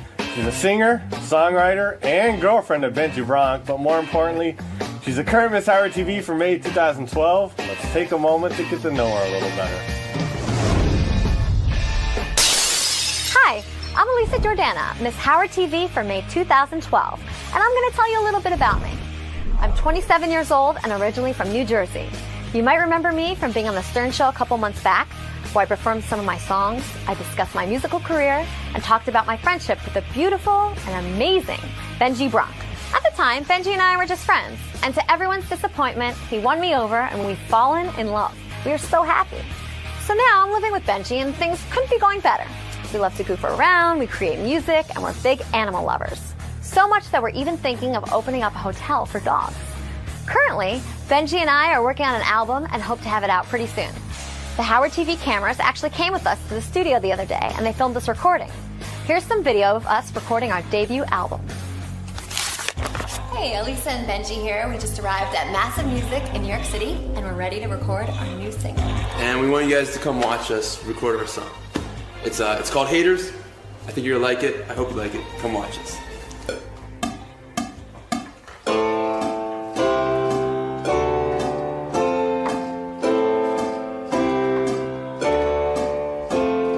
By selling these t-shirts, Benji feels like a hero to her, that he's going to help resurrect her young career. I'm waiting for you to give me a ring. Nothing would be better, and I need a guarantee that this won't be a fling. I'm gonna need forever, and I can't believe I got into this thing. I wasn't even looking for love, I wanted to date you casually, casually. You say you know what love is, you say we wanna be famous. You said you had a song for me to sing, you know I'm gonna sing it. But we're gonna have the haters, they're the ones that are gonna make us. So let's start a celebration. Cause we know what love is, we know what love is, we know what love is, we know what love is. Haters gonna be the ones to make us. I think that was pretty good, I don't know. What do you think? Cool. We're done. I think we're done. Are you happy? Done? Yeah, I'm happy. That's a wrap. What am I supposed to say? That's a wrap? That's a wrap. So we just got finished recording our second single, Haters. We had a blast recording it, and we can't wait for you guys to hear it. I hope you guys really like it. I think you guys like it. I fucking love it. So I hope you guys love it too. Thanks. as you can tell, we had so much fun recording, and I'm looking forward to finishing the album. It's really coming together well, and Benji sounds awesome. All right, that's enough about me, but if you'd like to know more, you can follow me on Twitter at Elisa Jordana. Wow, sounds like she has a bright future ahead of her. Ladies and gentlemen, I would like to introduce to you Miss Howard TV for May 2012, Elisa Jordana. Hello, Elisa. Hi. How are you? Good. Don't look so scared. It's okay. I'm not scared. I'm very happy. I'm happy to be Miss Howard TV. You look a little frightened. It's all right. It's okay. Is there something I should be frightened about here? No, it's just the usual Miss Howard TV look I get. They're always frightened of me. Really? Yes. All right. I guess if you're ready for my questions, I will give them to you. I always like to start off with politics. First question is, do you think the Buffett rule is a good policy, or is Obama just playing politics? I didn't know it was going to be a question like this. I love Obama no matter what he does. Okay. And so any policy that he has, I'm definitely for. So you're in full support of the Buffett rule? I'm very supportive. Yeah. All right. Yeah. She supports the Buffett rule. Yeah. What is your favorite movie of all time? I would like to say Muppets Take Manhattan. Muppets Take Manhattan. I love Kermit the Frog. So anything he's in, I'll watch. Is there any music in that one? Yeah. Oh, okay. Yeah. All right. Muppets Take Manhattan. I watch that one. Next question. If you were a crayon, what color would you be? I think I'd be pink. I love pink. My favorite color. All right. There's no thinking. Do you write these questions? These are questions? I write them down on the card. I'm just wondering if you think of them. Sometimes I do. They're good. Trust me, the more dirtier ones are the ones that I think of. Next question. Who is your biggest life inspiration? Let's see. My biggest life inspiration. I would say it's Benji. He inspires me every day. Okay. Yeah. All right, hold on. All right, before Benji. Before Benji. Yeah. Obviously, Benji is your life inspiration now and forever. Oh, like before I met Benji? Yeah, like BCBB, before Benji. Okay, before, okay. That's a good way to put it. My life inspiration. God, maybe Madonna. Yeah, I love Madonna. Yeah. Alrighty. Next question. What? Would you rather lose your hair or your teeth? Let's see. Oh, God. I think my hair. Yeah, because you can always get like fake hair. Yeah, you can always get fake teeth too. That's true, but that would be like kind of painful, like hair. You could just put a wig on. It's kind of easier. You're a musician. Who, in your opinion, who is the worst popular musician out there today? The worst one? Yes. Huh. Oh my God. I wouldn't want to say that about anybody because I wouldn't want anybody to say that about me. Come on. I really wouldn't. Let's see, a musician. Someone. Let's gotta be somebody that pisses me off. God. You know what? If somebody's like famous, they can't be that bad. If they get to the top 10 and you know who they are. I'm not a Justin Bieber fan. Okay, I don't think he's bad. You think he's bad? You think his songs are bad? You don't like singing them? No, I don't actually. Really? Yes. You can't name me like any Justin Bieber songs. You know I can name you Justin Bieber songs. All right, well, obviously it caught your ear enough. I watch TV for Christ's sake. I know, but I mean, if you're on TV, you're singing. People know who you are. You have to. All right, you're confident on the answer. All right, now we're moving on to Benji-related material. Okay. First Benji-related question: how old is Benji? 35. 35. What? Did he tell you he was 35? No, he's just 35. How do you know he's 35? Because I just know. How do you know? It's known. Everybody knows it. Known. You could Google it. You could see. Okay. No, other places say he's in his 40s. No, he's not. Why would you think that? Okay. What are you talking about? All right. I hate that, like false rumors. That could be a false rumor. That he's 35. If you had to describe Benji to someone, what celebrity would you say Benji looks like? He's like a mix between like Bradley Cooper and actually Brad Pitt. Yeah, Brad Pitt because of his eyes. Let's see. He's like a combination. Yeah, a little bit like James Franco, like Ben Affleck. Also, every time I used to look at him and think like Ben Affleck. Okay. There's a couple pictures where he looks like Jake Gyllenhaal. All right. There's so much bullshit in that answer. What do you? How so? Whatever you say. How so? Okay. What? Okay, if you morphed all those people together, then maybe you'll get Benji. Yeah, exactly. Okay, all right. That's what I'm saying. So if it's just Brad, okay. No, not like Bradley Cooper, like by himself, like But I'm saying, like, Bradley Cooper's eyes, Brad Pitt's body, like, all, you know, you just put the parts together and you get Benji. Brad Pitt's body? Yeah. Okay. Who is the least attractive person on the staff? On the Howard why Stern could you staff? ask me that? Why would I do that? I could never private time do that. with JD, and I You ask ask everybody this question? No, but I ask you that question. My first answer was not a nice answer. I don't want to give it. Just give it. No, I don't want to do it. I will not do it. This is private time with JD. We get honesty here. Well, my first instinct was to say, like, the person that says something bad about me, but you know what? I'm going to take the high road and not say that about that person, but that was the person I was thinking of first, but I don't even believe that. So, Lisa G, we'll put up the I mean, that's what I was going to say, but I changed my mind and I will not say that. Okay, well, I don't actually believe that. What is the most disgusting thing Benji has done in front of you? Disgusting thing Benji's done. I mean, it really disgusts me that he won't take any clothes off.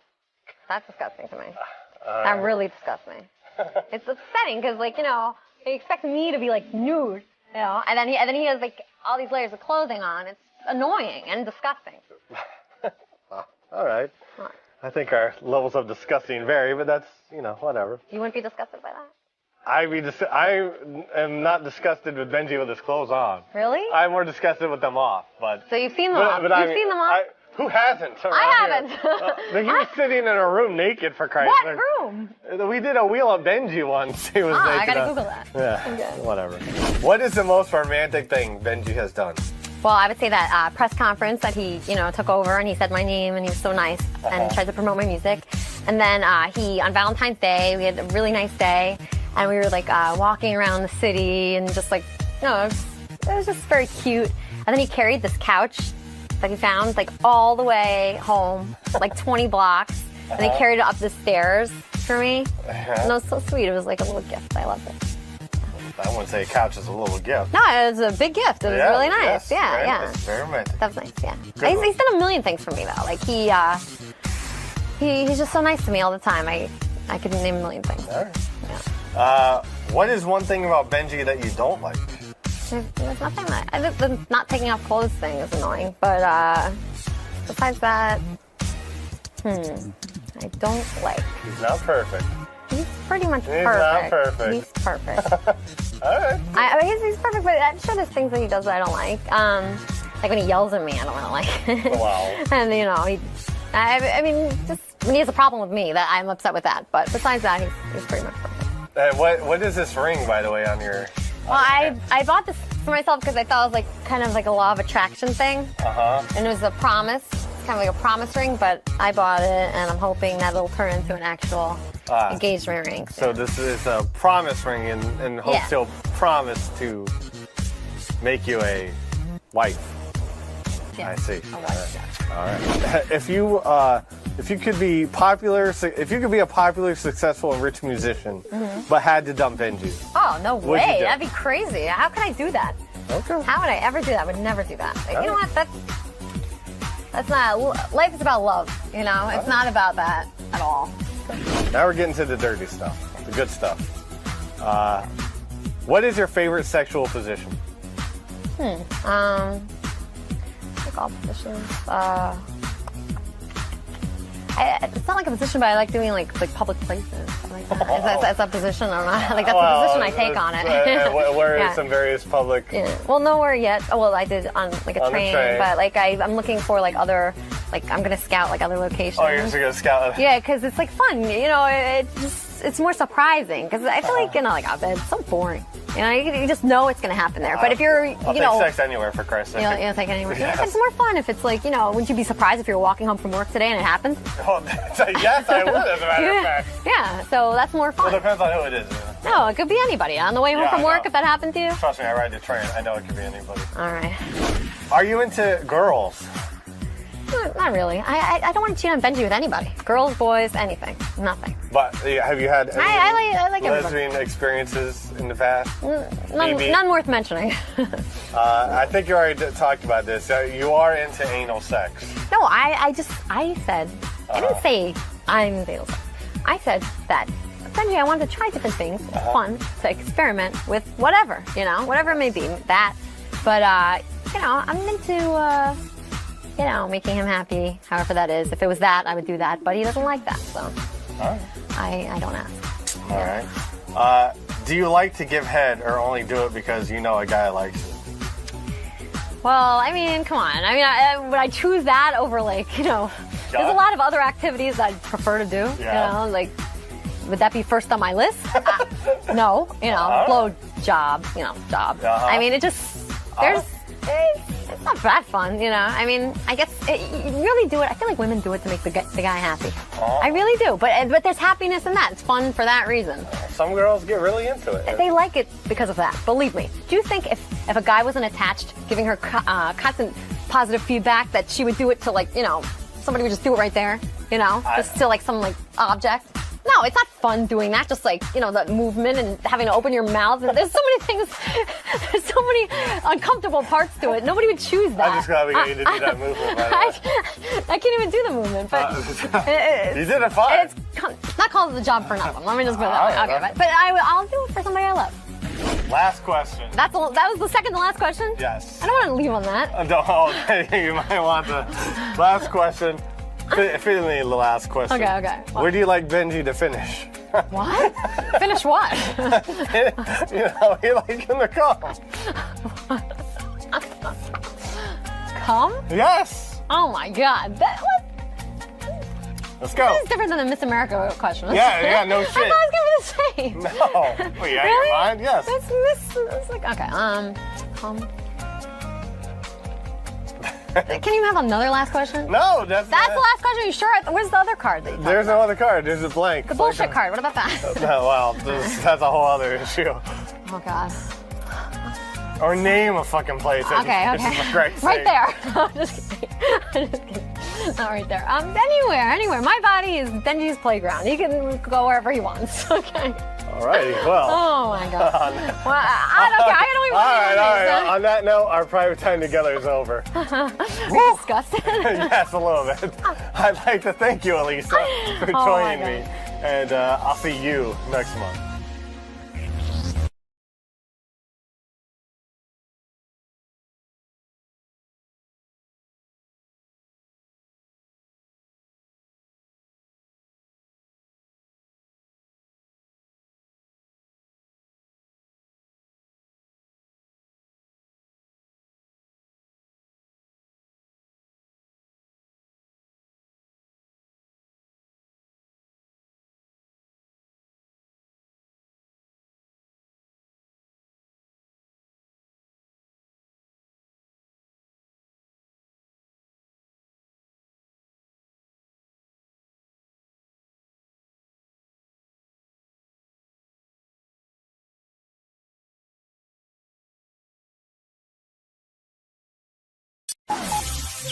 This is the best of the wrap-up show. A recap and behind-the-scenes look with John High and Gary Dell'Abate.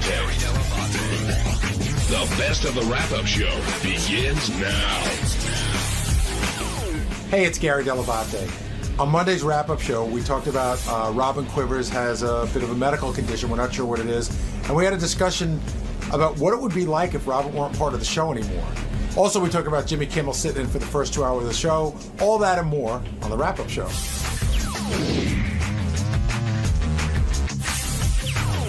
Jason in Ohio, you're on the wrap-up show. Hello? Hey, Jason. If Robin does happen to have something wrong with her, hopefully she doesn't. But if say they do have to go in and remove something, do you think she would do it? Would she do it during the vacation to do that, or do you think she'd do it? If she has to when the show's going on, or I think because I've never ever heard the show without Robin being there. I think if it's life-threatening, she would go under the knife tomorrow, and Howard would make do. If she can schedule it for a vacation, I'm sure she will. But Howard did say, and he wasn't kidding, he does not want to do the show without Robin. He needs and wants Robin there. I mean, he could do the show without everyone if he really wanted to, but ultimately he wants Robin there. He needs Robin there. And it's funny because if you had heard Howard say, oh, you think it's cancer? I'll give you odds. You'd think he just doesn't care. And it's a really cold, unfeeling thing. But that's just the way the show works. And they did speak about it over the phone over the weekend. And hopefully it ends up being something minor and it'll just be a funny story for Robin to tell. Laura in Palm Beach, you're on the wrap-up show. Oh, John? Hi, Laura. Hey, how are you? I just wanted to talk about Robin and how it is unbelievable that she showed up for work today. Well, she went to a wedding. Was it in Pittsburgh? Yeah. With the catheter and the bag. But yeah, she doesn't miss work for practically anything. There's so many. I won't say like of you, but people at the show that have called in and said, "Oh, I don't feel good." Who are you referring to? Well, I guess Artie.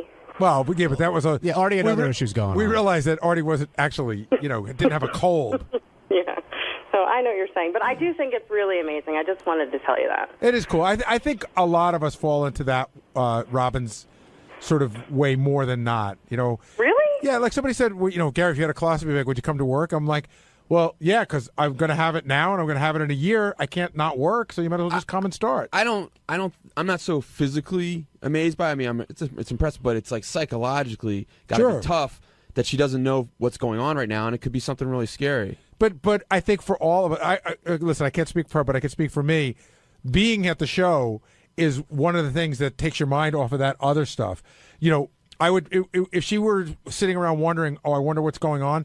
The worst thing would be to not be here sitting in bed wondering what's going on. That's the worst thing you could do. You sounded a little out of it, Gary, with that interview that Lieberman did. Hey, I got to point something out, by the way, because I saw a lot of people on Twitter commented about this, and Jason, when I got back to the office, was really mad.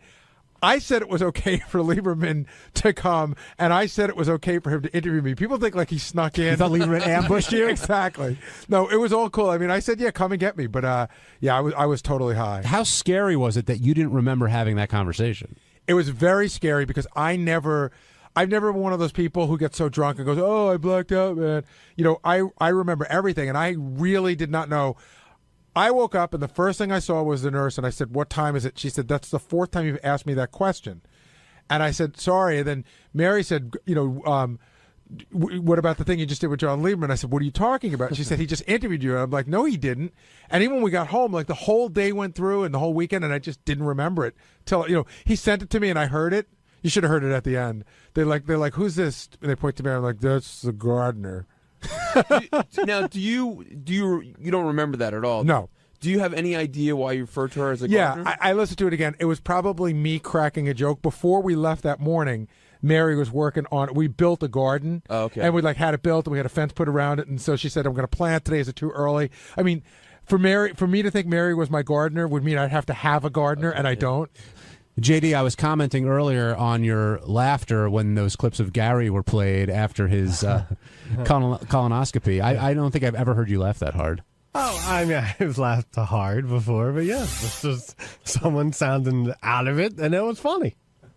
Well, yeah, I laughed. Just struck your funny bone? Is that what you brought me down here for? Because I laughed at Gary? That was one thing. Sounding groggy? No, that was one thing I brought you down for. Oh, okay. What are the others? Well, you're probably the biggest Kimmel fan here, and that's why I wanted you down here. All right. He's a funny guy. I don't know if that's true. I think he is. I think so? Yeah, I do. I was going to ask you, though, about your relationship with Jimmy, because you guys, I mean, I know you're a huge fan of his, but you sort of had a little bit of a rocky road. Yeah, we got over that. We hung at Howard's house last summer. I think Jimmy's really funny.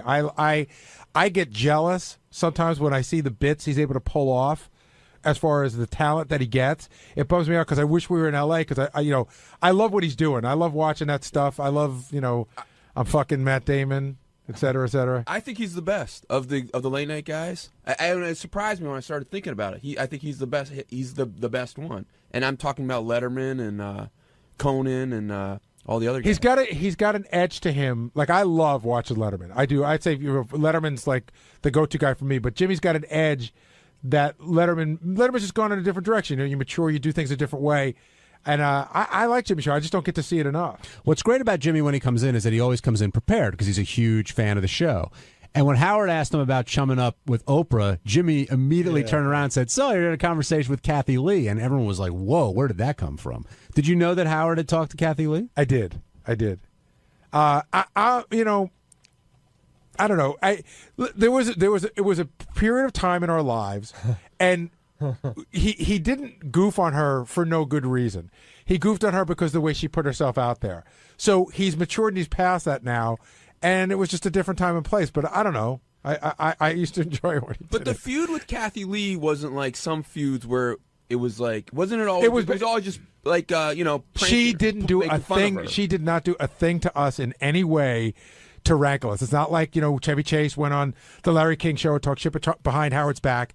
She didn't do anything except live. So I understand, like Jimmy goes, oh, I see, so you're willing to forgive people who haven't done anything to bother you. And Howard said, yeah, it's the ones who do stuff to bother me that I'm never going to forgive, or hardly ever. But see, again, like Howard and Robin thought that we were mean to Soupy Sales, and Howard apologized and made up with him before he passed away. But I felt, and Fred's more with me on this one, Soupy was sort of not that nice to us. It wasn't that we were picking on a guy for no reason. But Howard's like, I was out of my mind because I wanted to own everything, et cetera, et cetera. But, he could have been a little nicer, too. But, hey, it's not my relationship. What did you think about James Kimmel buying that stuff for Eric the Midget off of his wish list? Well, I understand that Jimmy's a big fan, and I understand that he wants to help out a fan of, somebody from the show. But it's, it gives Eric the idea that you just stick your hand out and shit drops in it. Why are you shaking your head, JD? The guy, he's helping Eric do. It's just not. I don't like it. Why? Like Eric would say, I don't want to be your charity case. Exactly. But give me your charity. Yeah. He doesn't want to hear from anyone else. But if Jimmy Kimmel does it, then it's okay. Do you have a problem if a rich kid gets a car from their parents or something like that? No, because that's between them. Well, isn't this between them too? Isn't this a well-off guy helping someone out? No, but the difference is Eric is using our show as the conduit to get the stuff from people. If he just called Jimmy Kimmel and never on the show, then that's between the two of them. When he brings us into it, goes on the show and says, I made a wish list, people. Everybody who listens to the show, give me stuff. Then you're using us.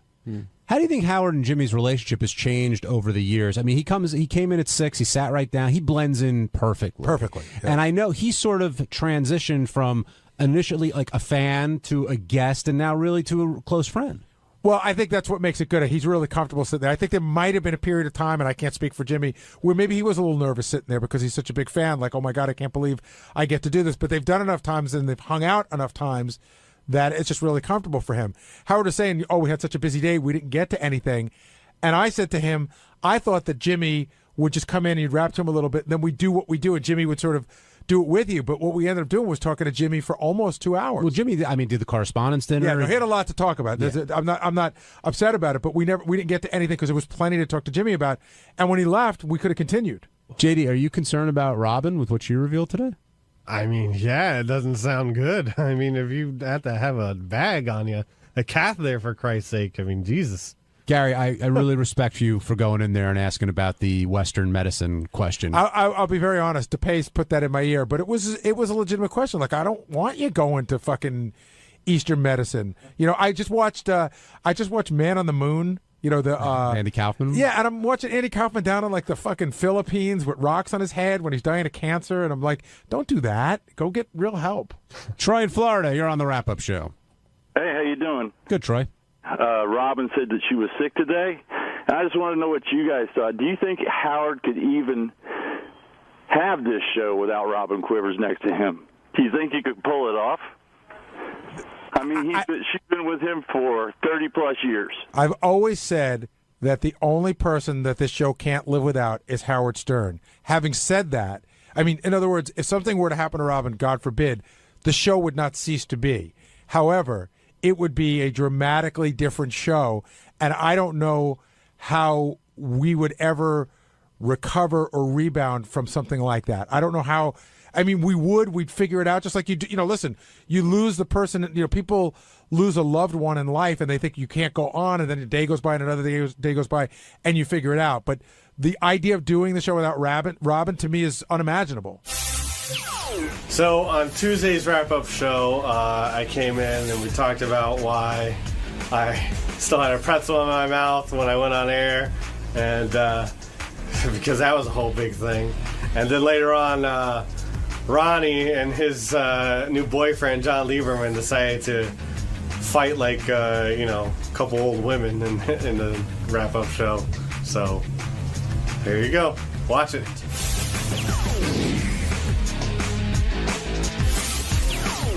J.D. Harmeyer has stopped by. Pretzel in your mouth? Pouch or- boy. Pretzel in your mouth? No, that's Sal. Why didn't you just chew the pretzel and swallow it while Howard was talking when you were in Because there? I didn't have a thing of water with me, and I didn't want to start choking on the air.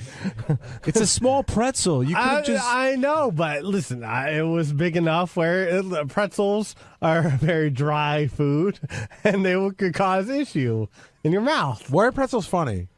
I don't know. What do you mean? Because you're talking about pretzels, but you're laughing. Yeah, because I'm looking at John, and he's laughing at me. I'm not laughing at you. you're I'm trying to understand why you would go in with a pretzel in your mouth.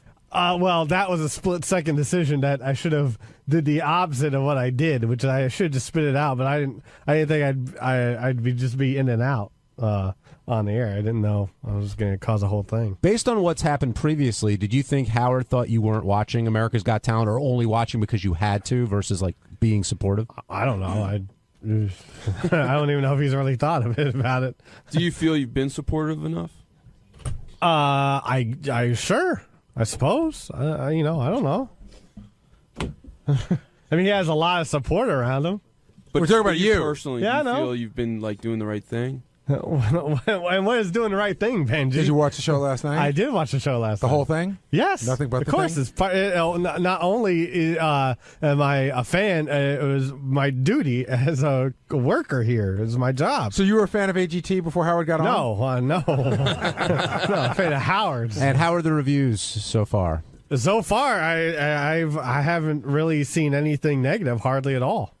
So they're all pretty positive. Everyone thinks liked Howard on the show. Now, since you watched in such great detail, I'm sure you didn't miss Ronnie and Tony on the show.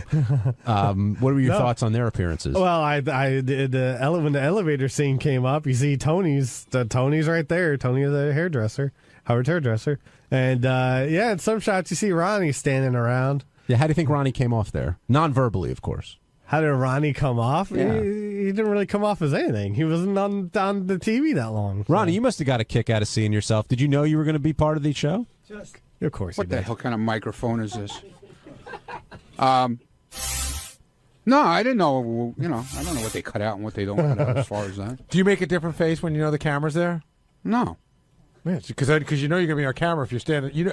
But you can tell when you're on camera. Do you turn to a certain side to show your good side on camera or anything? No.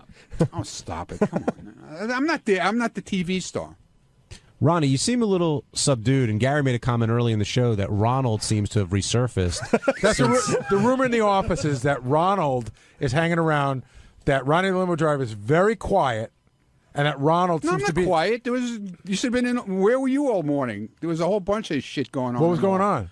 Lieberman was trying to stir up some crap about the blowjob thing, and then he was trying. What really need be started there? And then he was trying to stir up some shit about with Scott with the block party and all that kind of stuff. But there was a lot of crap going on. There's a lot. Oh, by the way, Scott quit again. So well, let's save that for tomorrow. All right, because it's not definite yet. Oh, it is. It's. I heard it's almost definite. No, it's definite.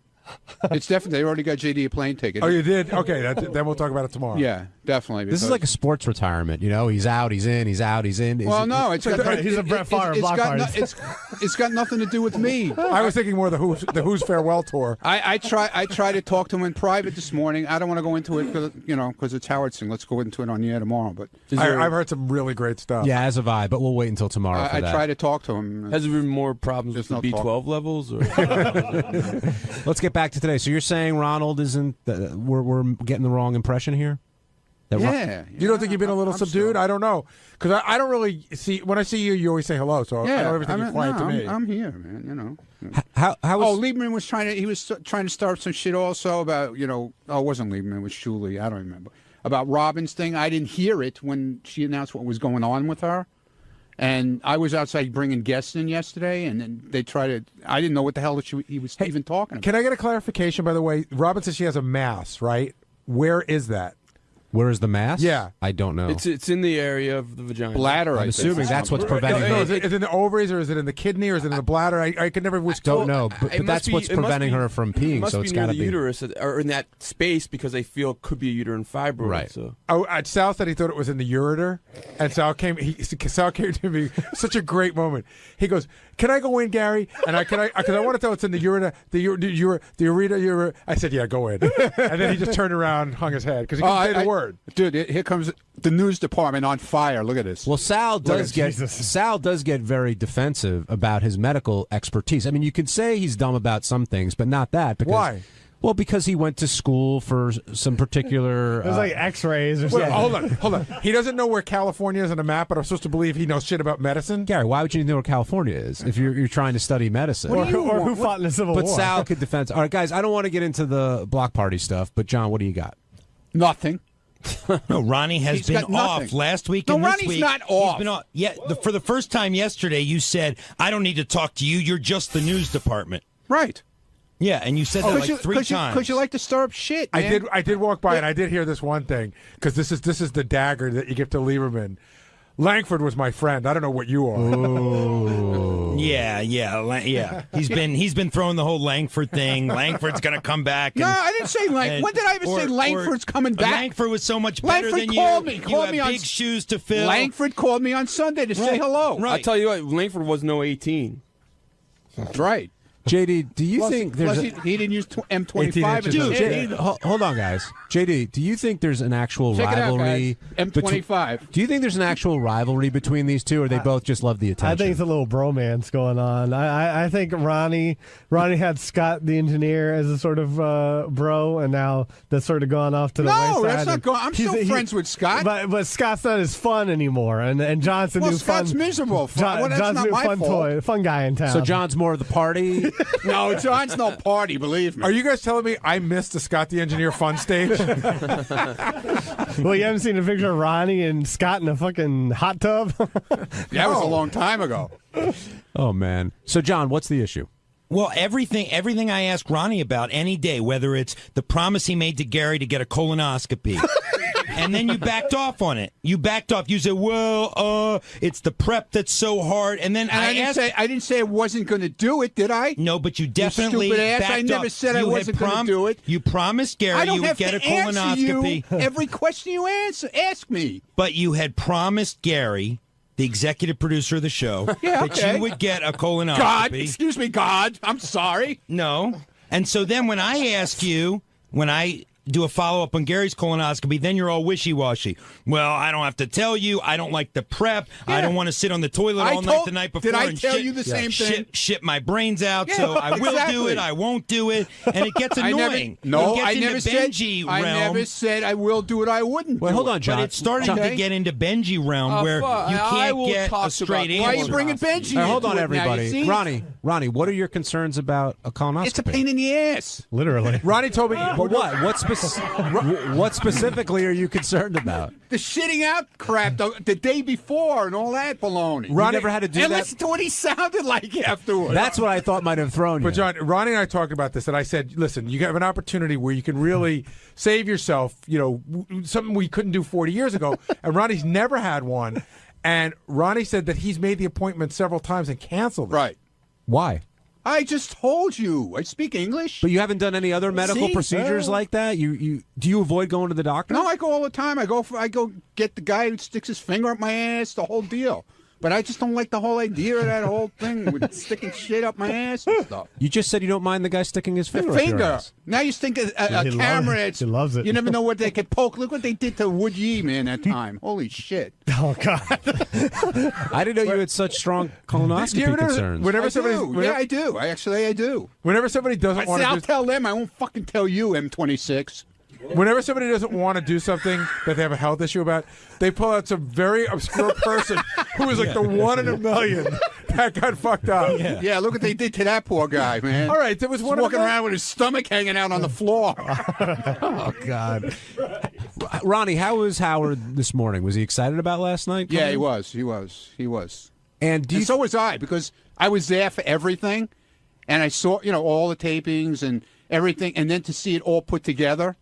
How they edited it all together. It was awesome. Did it live up to your expectations? Yeah, it really was great. Ronnie, last night was so important to Ronnie that he taped Gossip Girl with his VCR. That's right. So At least I watched. Wait a minute. Let me finish. Let me finish. This is a reporter on the show, John. Let me finish. John Hine. Yes. John Lieberman is a reporter on the show. Thank you for pointing that out. Shouldn't he have watched the whole fucking show? You're saying he didn't watch America's Got Talent? He went to bed at 9 o'clock.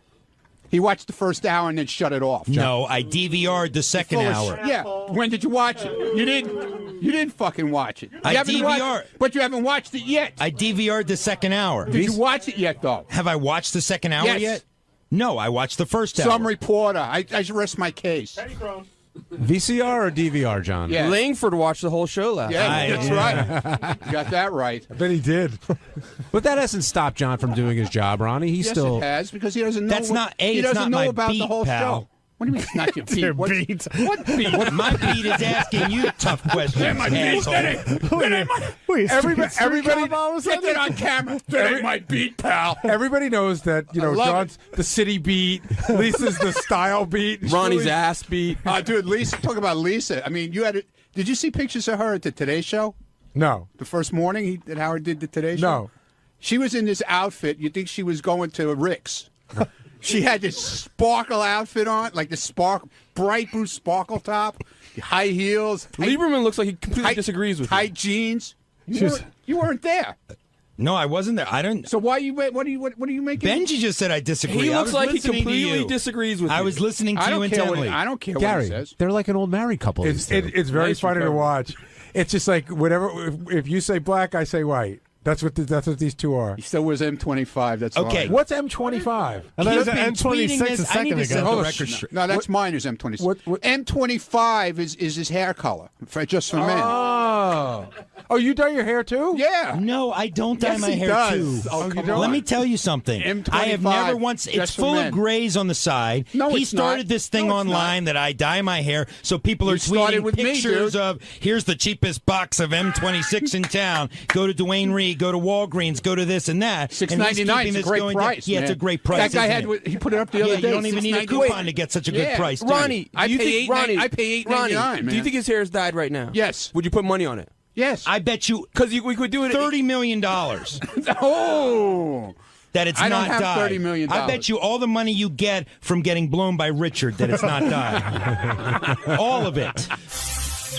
Hi, I'm Scott the Engineer, and on Wednesday's wrap-up show, another discussion of the block party. This goes back and forth, back and forth, back and forth. You suck, you suck, you cheap, you're cheap, you're cheap, you lie, you lie. We all lie. Everybody lies. Anyway, the block party's a mess, and so is the wrap-up show. Check it out.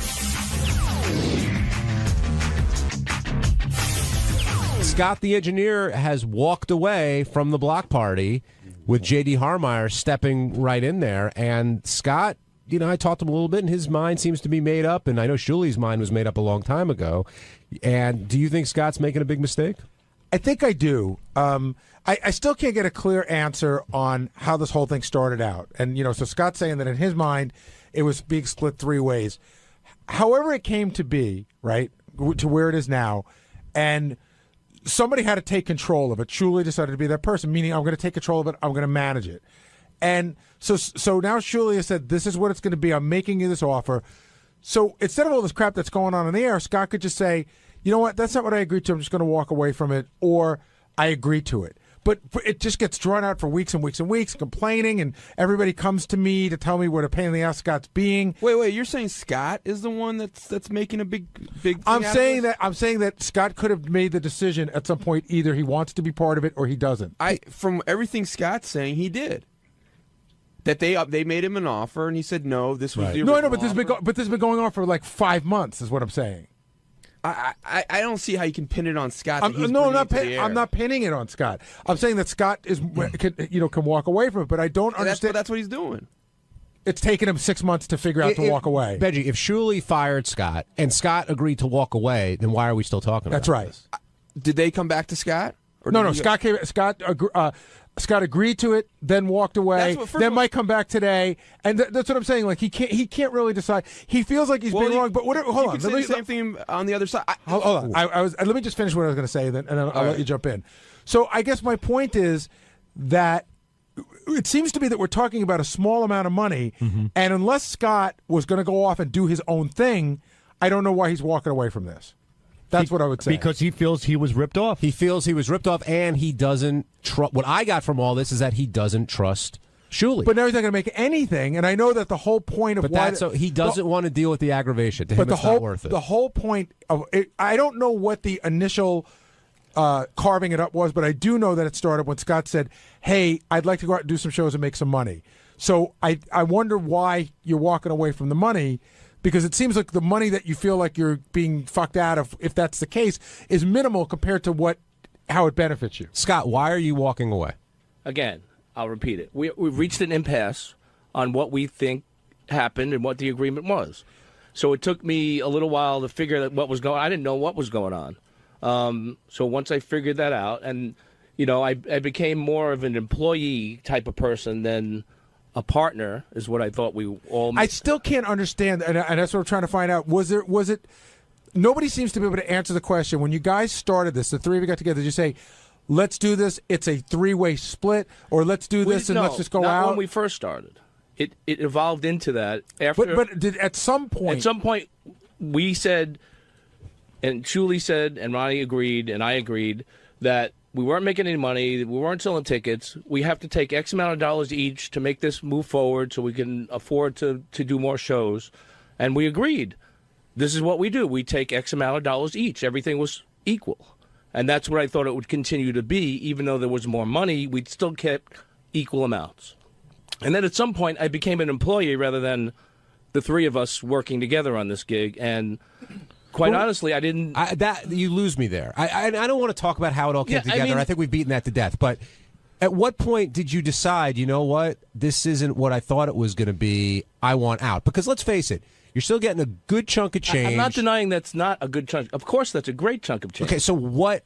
For doing nothing, as everybody says. Well, we know what you do. Let's not kid ourselves. Well, it's not only... and you really don't do much. You're not doing an hour of material. It's more an appearance type of thing. Listen to me. You're DJing from your iPhone. I'm not going to get into that. I think we all have a responsibility toward what we do in the show. I travel as much as they... We all spend the same amount of time on the road, on a plane, in a hotel, doing... If that were the case, then the PA on America's Got Talent should make as much as Howard, because they all travel the same amount. Well, no, that's a little... That's a little... I think that's a little more... I mean, we're still involved.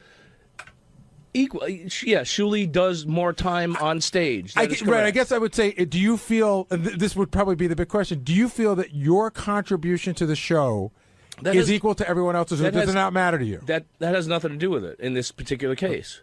Then what is it? It's the agreement that I thought that we had, that we split. I don't know if split is the right word, but take the same fee. Well, that's a split. Everybody would take the same fee, and then all of a sudden it was like I didn't even know what was going on, and these guys were obviously getting more money than me. Scott, I mean, what it sounds like to me, boiling it all down, is you're pissed that Shuli's taking home more money than you are. No. You see... That's what it sounds like to me. The reason. But if you agree to this fee... If he wanted more money, we sit down and say, listen, guys, I'm doing more than you. I'm going to get a little more than you. It was never discussed with me. It might have been discussed with Ronnie, but I never... They came to me and said, we're going to pay you a flat fee. That's it. That's so you weren't part of the discussion. It was presented to you. Yeah, him and Ronnie came to me and said, we decided that we're going to pay you a flat fee. I'm like... After they did the show with JD and they paid him a flat fee, I think they thought, hey, we could just pay him a flat fee. What's the difference? But I'm looking at this a different way. Forget about whether Shuli headlines or does anything like that. That's a different way of looking at it. When you guys said, okay, all three of us are equal, and then you saw Shuli doing, the lion's share of the work, not the on-stage work, the off-stage work. Well, did it ever dawn on you and say, well, we're all taking an equal fee, but he seems to be working harder? I didn't see him actually doing any... I didn't witness it. He was talking to the promoter. Okay, so I thought the promoter was handling most of the booking and the travel arrangements. I didn't know Shuli was involved in booking, travel arrangements as he claimed previously. But that's what we have a promoter for, and that's what the promoter gets paid for, and he takes a good chunk as well. So that's why I thought, he does more. And this particular show, I didn't think one of us is a headliner. We're all responsible for getting this show out, getting it promoted, and making sure that things go well. So I guess you go, John. Scott, I want to, because Sal's sitting next to me now, and I want to ask this question. And be honest. Yes. When you walked in to Sal and Richard and said, hey, I want to, let's do a block party or something like that, you say you're joking. I don't believe you're joking. That was absolutely a joke. It was the Black Cloud Tour. I said, why don't we do a Black Cloud Tour? Sal, do you think... absolutely a joke. Sal, do you think Scott was kidding? I cannot do that myself. That's impossible. But why can't you? Well, let Sal answer the question. Go ahead. Do you think he was kidding? I have to take... I like Scott, and I have to take his word for it. I didn't think he was kidding when he asked, but now that he's saying it, I can believe that he's kidding. Was it in the hallway as a passing comment, or did he open he just came into office, and we talk in the office a lot, so it was closed door, but that has nothing to do with Scott. It wasn't a private intent because of the closed door, but I thought there could have been some truth to that. Like, I think if I would have said yes, perhaps Scott would have pursued. I'm not saying that you would, that's a bad thing. But now that Scott made me aware that it was a joke, I'll take his word for it. How far did you take a joke? Was there a flat fee established? But Scott, why can't you do the Black Cloud Tour? Why do you say you can't do it? I'm not into getting. But you can do it. You why choose not to. Sal and Richard have plenty of material, so that's not the issue. Yeah, but we're going on our own. They do their own thing. I knew they have their own thing. I was just kidding with them. I don't. It takes. Look, we don't want this loser. So wait, if they have their own no one's thing, going to come to just see me and comedians. I'm from the show. The block party was good because there were a number of people from the show. Everything's show related. I'm not claiming that I could do that myself. I never did claim that. So I guess I'm sorry. The question is, if you know you can't do it, you can't do the Black Cloud Tour for sure. You know that. Yeah, I'm not trying to do that. And you don't want to work with the block party anymore, but you... No, I didn't say I didn't want to work.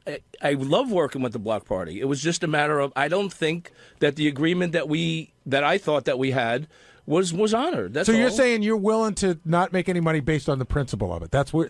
Is that what this is about? That's what it's about. That's what I walked away. Listen, can I use extra money? Yes. Who can use extra money? Will it change my life? A lot? Not really. But it's good to pay off some Having bills. an extra $5,000 a month doesn't change your life. It's not $5,000 a month. Well, it would be twice a month. No, we do one weekend a month. That's it, one weekend a month. Yeah. Still $2,500. No, that's nice. It doesn't hurt. That's a lot of hookers on the road, Scott. It's $30,000 a year. 10 times $2,500. Well, whatever. $25,000, another $30,000 a year. Then it's taxes. So get your own apartment. We got to be legal. But it's still money, Scott. For not. I know you're putting the time in, but not. There's a lot of time put in. There is. I don't care what anybody says. We do a 2-hour show, but there's a lot of time put in traveling, and it's 3 days. I mean, it's usually 3 days of. If we do 2 shows, it's or John or 4 hours. Gary, if someone just says like, I need you somewhere in a spot for $2,000 for a weekend, you could give up your weekend for it? I did it for 15 fucking years. I'm saying right now, if someone wants to hire you, just go sit at their house for a weekend or something like that. Would you do it? It depends on whose house, where it is, and what I'm in the mood to do. But see, it's different. I'm in a different position now because I used to have to take these gigs, and I don't have to take them anymore. So I'm much choosier about it. But there was a period of time, and I wouldn't say I had to take them, but I chose to take them because I could give my family a better life. And I started to say to Scott, I said, let's save it for the air. You know, in 3.5 years, Howard might be gone, and you might have to get a job still at a place where the ability to make this extra money just doesn't exist, and you may be very sorry then. And like I said, I've always said, being able to go out and do these appearances, it's in essence free money. Sure, the travel sucks, but my friends don't have the ability to go out and make this kind of free money. I realize that. And I just don't want to see you miss something that you could have had. And the other thing, Scott, is the reason you did this in the first place was to make money. Yeah, and now you're walking away from the money you'd make. I am being stubborn. I know that, and obviously I have my faults as well. It's a principle thing, and I guess that I don't want to be shit on, and that's how I felt. Whether they're trying to do it, they're probably not trying to shit on me, but I felt. They, by the way. Ronnie, whoa. Ronnie, move over close to a microphone. Yeah. Has he always, is this principle that Scott's talking about, is this just surfaced recently, or has he always felt this way? Because now he's saying. What do you mean? He's saying this is not. It's a matter of principle right now. It's not money. It's the principle that he's being mistreated, and he's going to walk away. Because of his pride. I guess the main thing is he feels that he doesn't trust Shuley. That's the main thing. That's what I got out of this whole thing. It is, Scott. You said to me, basically, that's what you said. Not in so many words. Well, it's because when I look at... And then I've heard another thing which really pisses me off, that I didn't have your back through this whole thing. I didn't say... I never said that. I've heard that, dude. Who said that? I'm really upset about that shit. I never said that. I'm not kidding, really. Well, I never said that, and because I obviously when you don't want to get in the middle. Obviously, no, I don't. You just want to be. me, it's not a business. To me, it's your name. It's your name on the whole thing. I don't care. But it's not a business to me. It's a thing for to go out and have fun, go home on Monday and forget about the weekend. It's not like I'm thriving on this whole thing that this is my whole livelihood or whatever. I like going out there and hanging out with the people. I love it. Well, you guys have different reasons you do it. Completely different reasons. Yeah, but I don't like the idea that he says I don't have his back, man. And that's so not true. How does Ronnie not have your back? I never said he didn't I'm have not my saying back. you said it, but how does he not have your back? Well, it's just like he's neutral. He just wants to. I don't care what he makes. I don't care what he makes. Is there something wrong with that? Being neutral? You feel he should take your side? Well, theoretically, he doesn't have Shuli's back either. Well, I thought we had an agreement that we each take equal amounts. He's backing off from saying that we had that agreement and saying I don't care what he makes, I don't care what you make, I don't care what I make. I don't care. I'm happy with what Scott, no one's backing out and saying that agreement didn't exist. That agreement existed when there was. If that agreement wasn't made, the tour would have been over after 2 shows. Exactly what I said. Okay, so that's why everything had to be split at that point. And when we went on the road for the first weekend for Seattle, Portland, right? You did split it, and you did show me the financials. Absolutely. And then I don't know what changed. What changed is you made more every weekend after that, and you got less and less happy about it. You complained more and more the more money you made. But Julie, do you think it's unfair if you always showed him the financials? I showed it to him one time the first weekend we were out. I showed it to them once, so they never done this before. So I went out of my way to show them no one's here to fuck you over. No one's here to screw you. This is every cent that we made broken down so you can see it. So wait. Why did you? But you said you guys did have a split, and then at some point it changed, correct? And they came to me and said, "We're going to pay you this flat fee." Where? I thought we First of all, you weird. say we came to you and said you agreed to this last week. You looked me in the eyes in your studio and said, "Okay, draw up a contract." Did you draw it up? Did I draw it up? Now, this is my fucking fault again. This is what I mean. I go out of my way to try and not be an asshole to you. I don't mean to be an asshole to you. I've talked to you personally. I don't hate you. I don't hate you, okay? But you're going out of your way to make me fucking nuts. I don't get it. Wait. So I don't Shul. Before last week, when all you guys were saying Scott was being horrible about this, you're saying now that his problem was last week where he said, "I'll do it," then he said, I won't till I have the contract. But before that, did he do anything wrong? Yeah, I did stuff wrong. Yeah, he canceled on shows and wasn't being honest. Right. I admitted, and this is a hostile I witness copped to that. And I against said Scott. that was absolutely the wrong thing that I did. It was a health issue that I tried to cover up, and I didn't do it properly, and I should have went to those guys. Okay. But he should have come to us or me or the three of us and said, "I think I deserve more money than you guys." I agree with that. And that never happened. So it's a partnership unless you need to make a decision. Then you can make it on your own, like quitting Toronto, quitting Chicago, Arizona, make it on my own. not coming back out on stage in San Francisco. That's something we didn't discuss, right? Well, we That's didn't something discuss. you never brought to we the didn't table. discuss pranking me either in San Francisco, did we? We prank Ronnie every fucking weekend. Do you see him? All right. Hold on. I got a question for you, Scott. I'm going to move this ahead a little bit. Go ahead. Do you see yourself in 6 months when the block party's rolling and JD's the lead guy? Do you see yourself regretting this decision? It's possible. Yes. It's opposite. Yeah. Yes. You regret it already. You gotta get on the mic, Ron. Well, if I had a mic, if somebody fucking give me one. Wow. What are you so angry about? Do you regret it already? Listen. Look, I'm upset about this whole fucking thing because I'll tell you what. You say I don't have your back, and I knew about your medical shit, and you told me to keep it quiet, and I did. Right. And I could have blown this whole thing out on the air and said, Scott's full of shit. He's not going to a fucking wedding. He's fucked up in his head and he's sick, he thinks. Is he sick or is he? Does he think he's sick? No, I know you're not lying about it, but I'm making a joke out of it. Oh, but you can't shut up, idiot. You can't say I don't have your back, Scott. I'm sorry. I'm really insulted about that. Gary, this is really a new wrinkle here because I didn't realize how hurt Ronnie was by what Scott did or Scott saying he didn't do, not having his back. Wow. See, this is where I get lost in the abyss. Ronnie says that Scott did something. Scott says he didn't do it, but Ronnie's still pissed about it. So I'm not pissed. I'm I thought we were friends. I don't know now. Well, because I have a feeling that he's holding a grudge right now against me too. Do you have a grudge against Ronnie? I have no grudge. Do you have a grudge against Shuli? No, I don't have a grudge. We just have a difference of opinion. And we didn't come to an agreement on it. And you did come to an agreement. You did come to an agreement last Wednesday with him. Well, that is a question. Did you agree to something and change your mind? I kind of was like, okay, I wasn't. Begrudgingly, I come to an agreement, and then that's an agreement. What changed? That was my question. Well, hold on. So you came to an agreement. Then there was a weekend. It was a weekend. We didn't have it in writing. He didn't come back to me, and like we said we were going to do. And then what changed was I realized, you know what?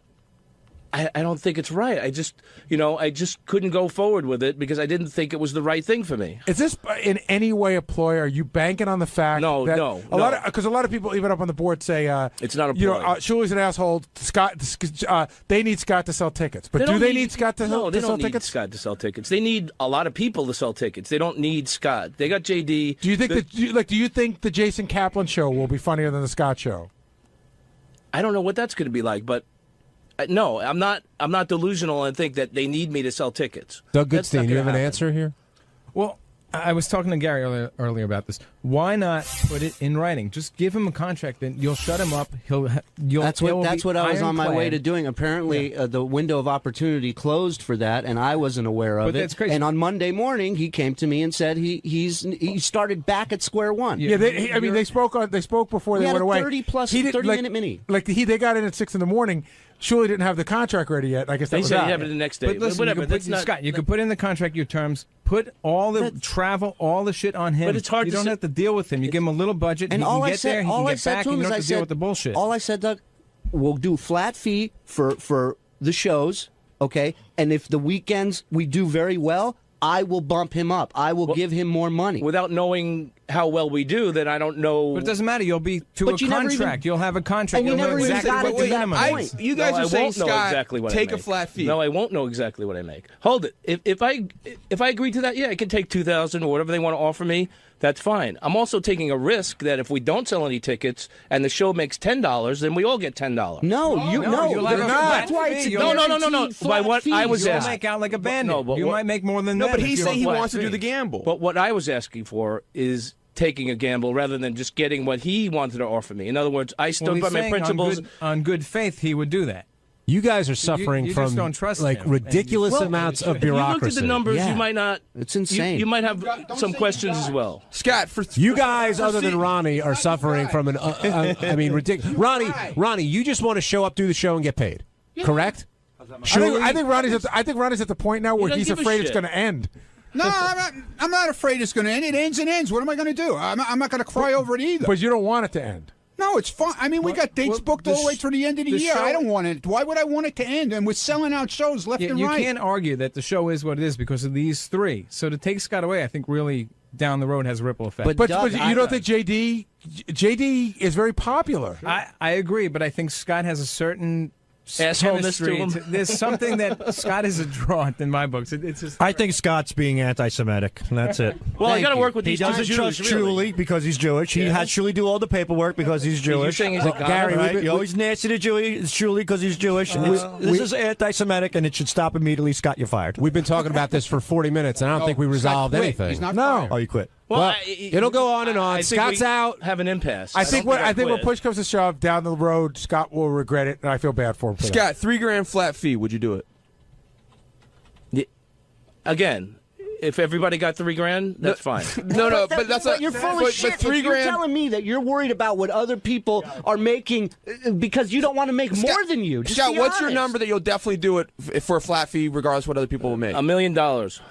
Scott, I thought that was for ass fucking. Oh, okay. He's being like you, Benji. He's not going to answer you. Scott, I got three. That's Scott, okay if he doesn't have a Scott, number. I got 3 words for you. I wasn't thinking Brian about it. Dunkelman. Who?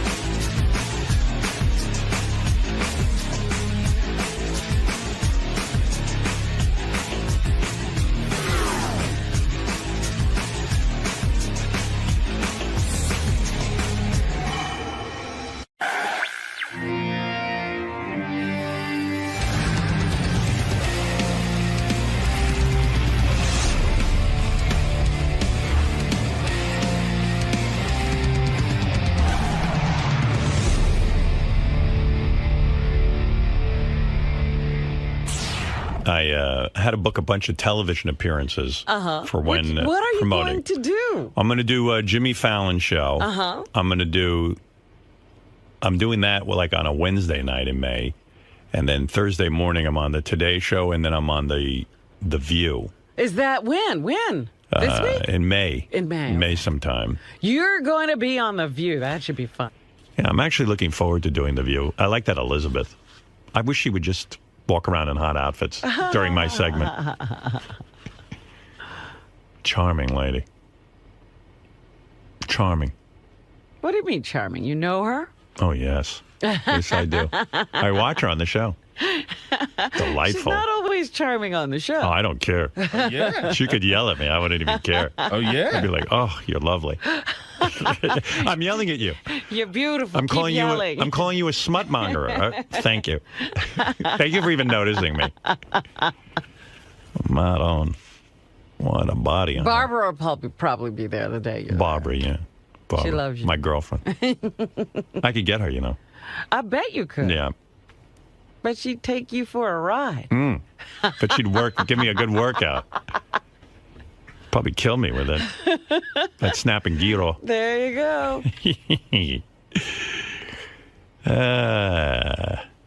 How do you think you and Whoopi will get along? I don't know. It's been a while. I haven't seen Whoopi in a long time. Sometimes she's mad at me, and sometimes she's not. Right. So I don't know where she is with you right now. Sometimes, like I've noticed on that show, the few times I've seen it, if Whoopi doesn't like you, it looks like somebody let off like a bad sulfur stink in there. She puts a weird look on her face and kind of, I don't know. Sometimes she clams up. Won't talk to you. Yeah. That would be funny if she was actually mad at me. But I mean, I'm happy to be there with Whoopi. I like her. I think she should do more acting. I love when she was in Ghost. She's getting back into it. I've Is seen she? that she's going to do an arc on, what is it, Glee, I think? No, that's not acting. We're here with Jimmy Kimmel from Jimmy Kimmel Live. Tonight's the big night. Tonight's the big night. But the America's Got Talent. By the way, I have to give you props Why? for making the View women not talk. Yeah, I had them Wow, trained. that was something. I That had was them something. trained. Yeah, that was really spectacular. It was amazing. Did you guys see that? I saw it. Yeah, that was fun. I loved it. I don't even know where to begin with that. It was crazy. I don't know if you watch, like if you follow me on Twitter, I tweet out some of this stuff. Howard TV was following me around, and probably the weirdest thing about doing The View was the guy, I don't know what I guess he's the producer. His name is Bill Getty. Yeah, he hangs around with Barbara. In fact, didn't he come to the wedding with her? Yeah. I think he did. He came to your wedding with her. You're right. And Bill Getty, I don't know exactly what his story is, but I'm sitting there waiting to go on The View, and he comes like sort of lumbering in. He's a big guy. Yeah, he's Big a guy. kind of imposing guy, yeah. Imposing guy. He walks in, and he starts talking to me about the Federal Communications Commission and the laws and rules of the country and what you can say. I go, Billy, are you like, you think I don't know the rules? Right. Like, I mean, I've been through this stuff. I'm a broadcaster. But that is, there's a perception out there that you, as you said on the show, that you're a wild man. You can't help yourself or something. Yeah. So then I said to him, I go, Bill, like, can I say titties? Like because I was amazed that I said, wow, I must still have my mojo if I'm on the View and Bill Getty has to walk in and start lecturing me. Look, go back there and tell him what he can say and what he can't say. I felt like a 12-year-old being lectured by his dad. You know that we have a delay. Good. It's very important but I want you to. Hey, You Andre. won't need it. Hey, Andre. Now I need you. Bill, You're not here. Bill, you won't need it. Let me just start again because I'm not taking my penis out. Even though Barbara wants me to. I know you totally understand the rules of the game. There is a delay here. Please do not rely on it. These things can foul up on us. You will not have a problem. I know you're a professional. I'm somewhat. However, we also have lawyers who have talked to me 25 times getting up to this moment. I'm so proud of myself that I still elicit this kind of lecture. But I like it. Go ahead. I'm embarrassed to do it, but at the same time, I've got to do it. You understand the things you can't say. You're a professional broadcaster. You understand the words that do not work for us. Now, titties is out. What are the words you have? I'm not gonna give you the words. You know the words. I got it. And I know you know what you're doing, but I want you to know that even though we have a delay, we are a live show. Things are missed on that delay, and I know that you'll be I understand very professional. I will be extremely professional. Thank you, promise sir. you. I really appreciate it. It's great to have you. Listen, I'm here to please. We're here Bill, to you please have too. nothing to worry about. Thank you, sir. Just watch Barbara's mouth. She can get a little crazy sometimes. Thank you for being on with us. I'm What thrilled. enormously means. I'm thrilled. We have you this week. We have the president next week. It's just, you know. The president's so boring. I'm I fun. want you to behave. I want you Well, to Bill just be- told me the opposite. Don't listen to Bill. He told me that I have to behave, but I No. said, watch Barbara, don't watch me. No, that's right. Heaven knows what I will say. I mean, I've been on Now, a ton. I did the show. They never had this lecture with me.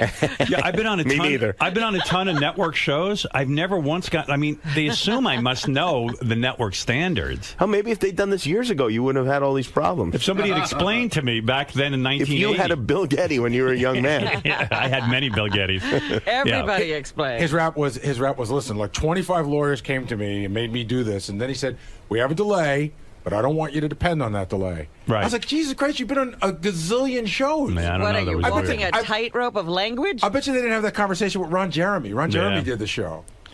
Hey, so I got like a million things to ask you. All right, let's start. I forgot that you're friends with Oprah, though. Like, what was that Are again? you two talking? Don't you start with me because your list of people that you're now. You talked to Kathy Lee. I did. I'll tell you all about that. What? I had a whole conversation with Kathy Lee. While you were over at NBC? Yeah, she came over and said hello to me. Wow. Yeah, it was like a big. That is a big deal. That's like Israel and Palestine Right. getting together. It was actually sweet. Hey, I'm glad that happened. I like Kathy Lee. I realized that when I was sitting there talking to her, I go, I don't have any anger toward Kathy Lee anymore. When I was younger, I had such anger toward certain people. Yeah. And I think I know why. Like maybe at one point it was like I was just angry in general and angry at media and angry at anybody who played by the rules and, all this kind of stuff. It wasn't subversive. And also I had this whole hang up about Roosevelt and white people who fled and they were phonies, like they were one way, like to you, and then in the And middle. poor Kathy Lee got it? She was And I think I don't know what it was, but something set me off with Kathy Did she Lee. remind you of someone? And then she walked up to me and she shook my hand. And the way the story went, from what I heard, was that she was watching my interview with Matt Lauer, and she just was sitting in her makeup chair waiting to go on her own show. And she just said, "Geez, he seems like such a nice guy. This is silly to have any weirdness between us. I'm not even sure why there's weirdness. I don't know what I did wrong." And she did nothing wrong. She was just Kathy Lee? She was just being Kathy Lee. So when she came up to me and she shook my hand, I just said hello to Bob Greenblatt, who's like a big deal at NBC. He runs NBC. Right. I shook his hand. And then I went over. No. It wasn't Bob Greenblatt. It's the other guy. The guy who owns Comcast. Oh, Steve Burke. Steve Burke. I met him. I shook his hand. Excuse me. Just threw up. So, I'm the new judge. So I met him. I shook his hand, and then I turned around and I went, "Whoa!" It was Kathy Lee, and she was just standing there. She put out her hand and goes, "Hi, I just want to say hello." I go, "Oh, I'm really glad you did." And I shook her hand, and we talked for a couple of seconds, and then I went home. What'd you say? It was weird because there was no time because they whisked me over to a couch. Did you see that for like 26 seconds I was on after I was on? Yeah. Yeah. So they whisked me over to a couch, and we didn't really have a conversation. So I went home that night, and I said to my wife, "Wow, I said it was really ballsy of Kathy Lee to come up to me in front of everybody at NBC and on the Today Show." And I said, "And you know what?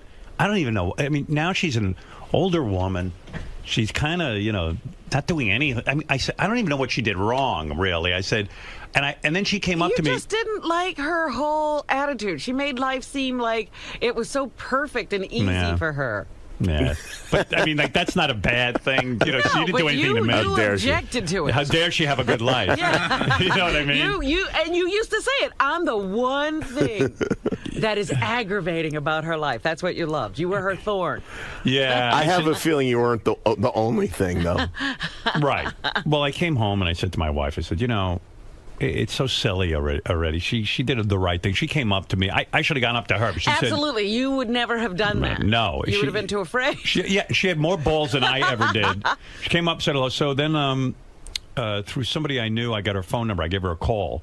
Oh, wow. Now you two are what, lovers? No, but I called her up at her house and I said, I got whisked away there during the Today Show, and I wanted to tell you how much I appreciated you coming up. Oh my God, this is a different Howard Stern. Yeah, I came up and I just, I don't have any. I feel like we're being set up for something. Right. I feel like you're setting us up for something. Like you're going to urinate on a child on America's Got Talent or something. Like this is all.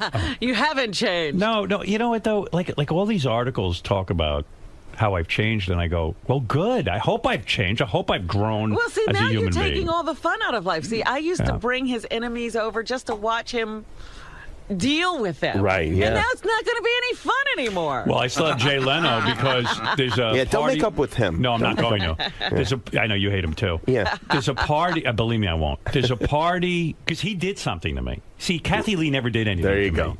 What about Imus? Will there Never. ever be? I would never make up with Imus was Imus. a real culprit. You see, here's the deal. There's two enemies. There's two types of enemies in my book. One is I'm insane and I just see someone and they set me off. Okay? Right. And that's not fair. But it doesn't matter. Back then I just didn't care. Then there are people who actually did something to me in my career. Those are the ones I fucking hate. Right. That's why I've never tried to sort of, undermine somebody. Because So the ones that never did anything to you, you're willing to forgive them. Well, yeah, I guess now that I'm older. Yeah. But like Jay Leno, I would never. I could never imagine a scenario where I'd want to be in the room with him because tonight they're having an NBC upfront party, like where you.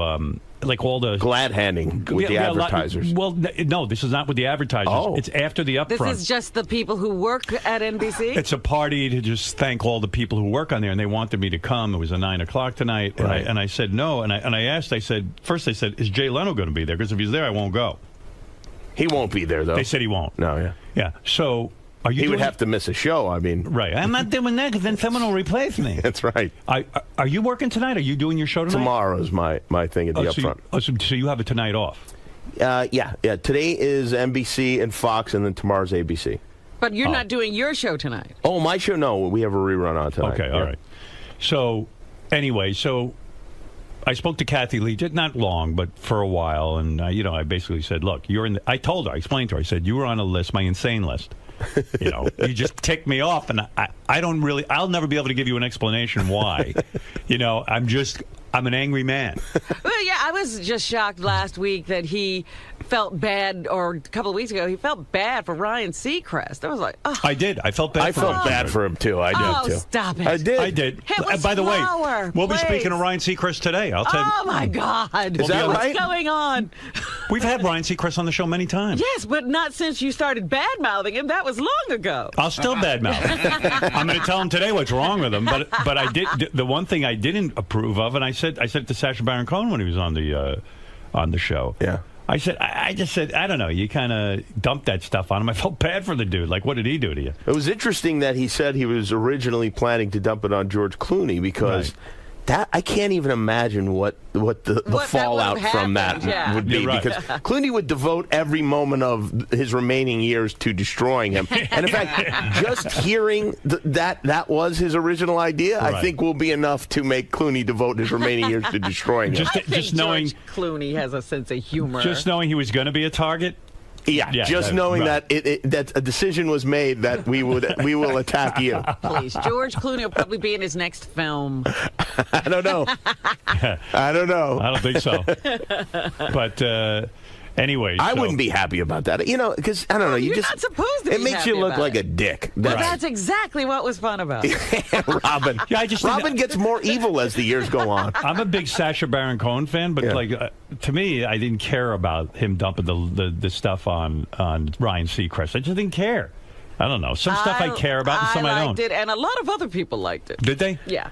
Well, I understand it. It was funny. I just, you can't help but kind of empathize and imagine yourself in that situation. You're standing there with a microphone. You're kind of part of the Oscar festivities, but you're really not. And, you're up on a stage, and everybody's coming through. You don't know who the fuck's coming here and there. And then all of a sudden, somebody dumps a bunch of shit on you, and you don't know what it is. Right. I mean, you don't know if it's a dead body at that time. I like wit. I like, dumping. It's too easy. It's just like it's dumping a bunch of shit on a guy. You know what I mean? Yeah, you haven't done it, have you? What? So easy. Well, I've done things that are 50 times harder. Like I've said shit to people and almost got my head knocked It's the same off. thing as saying something to people. Ryan Seacrest could have knocked his head off for dumping that stuff on him. I don't know. I think that's more of like when you put something on somebody physically, it's crossing a line for me. Yeah. I understand, but it was only flour. He well, now you know that. What Jimmy's saying, you don't know what it is going on. He wasn't going to hurt anyone. You don't never know. When you're Ryan Seacrest, you don't know what's about to happen to you. Right. He lives every day in fear.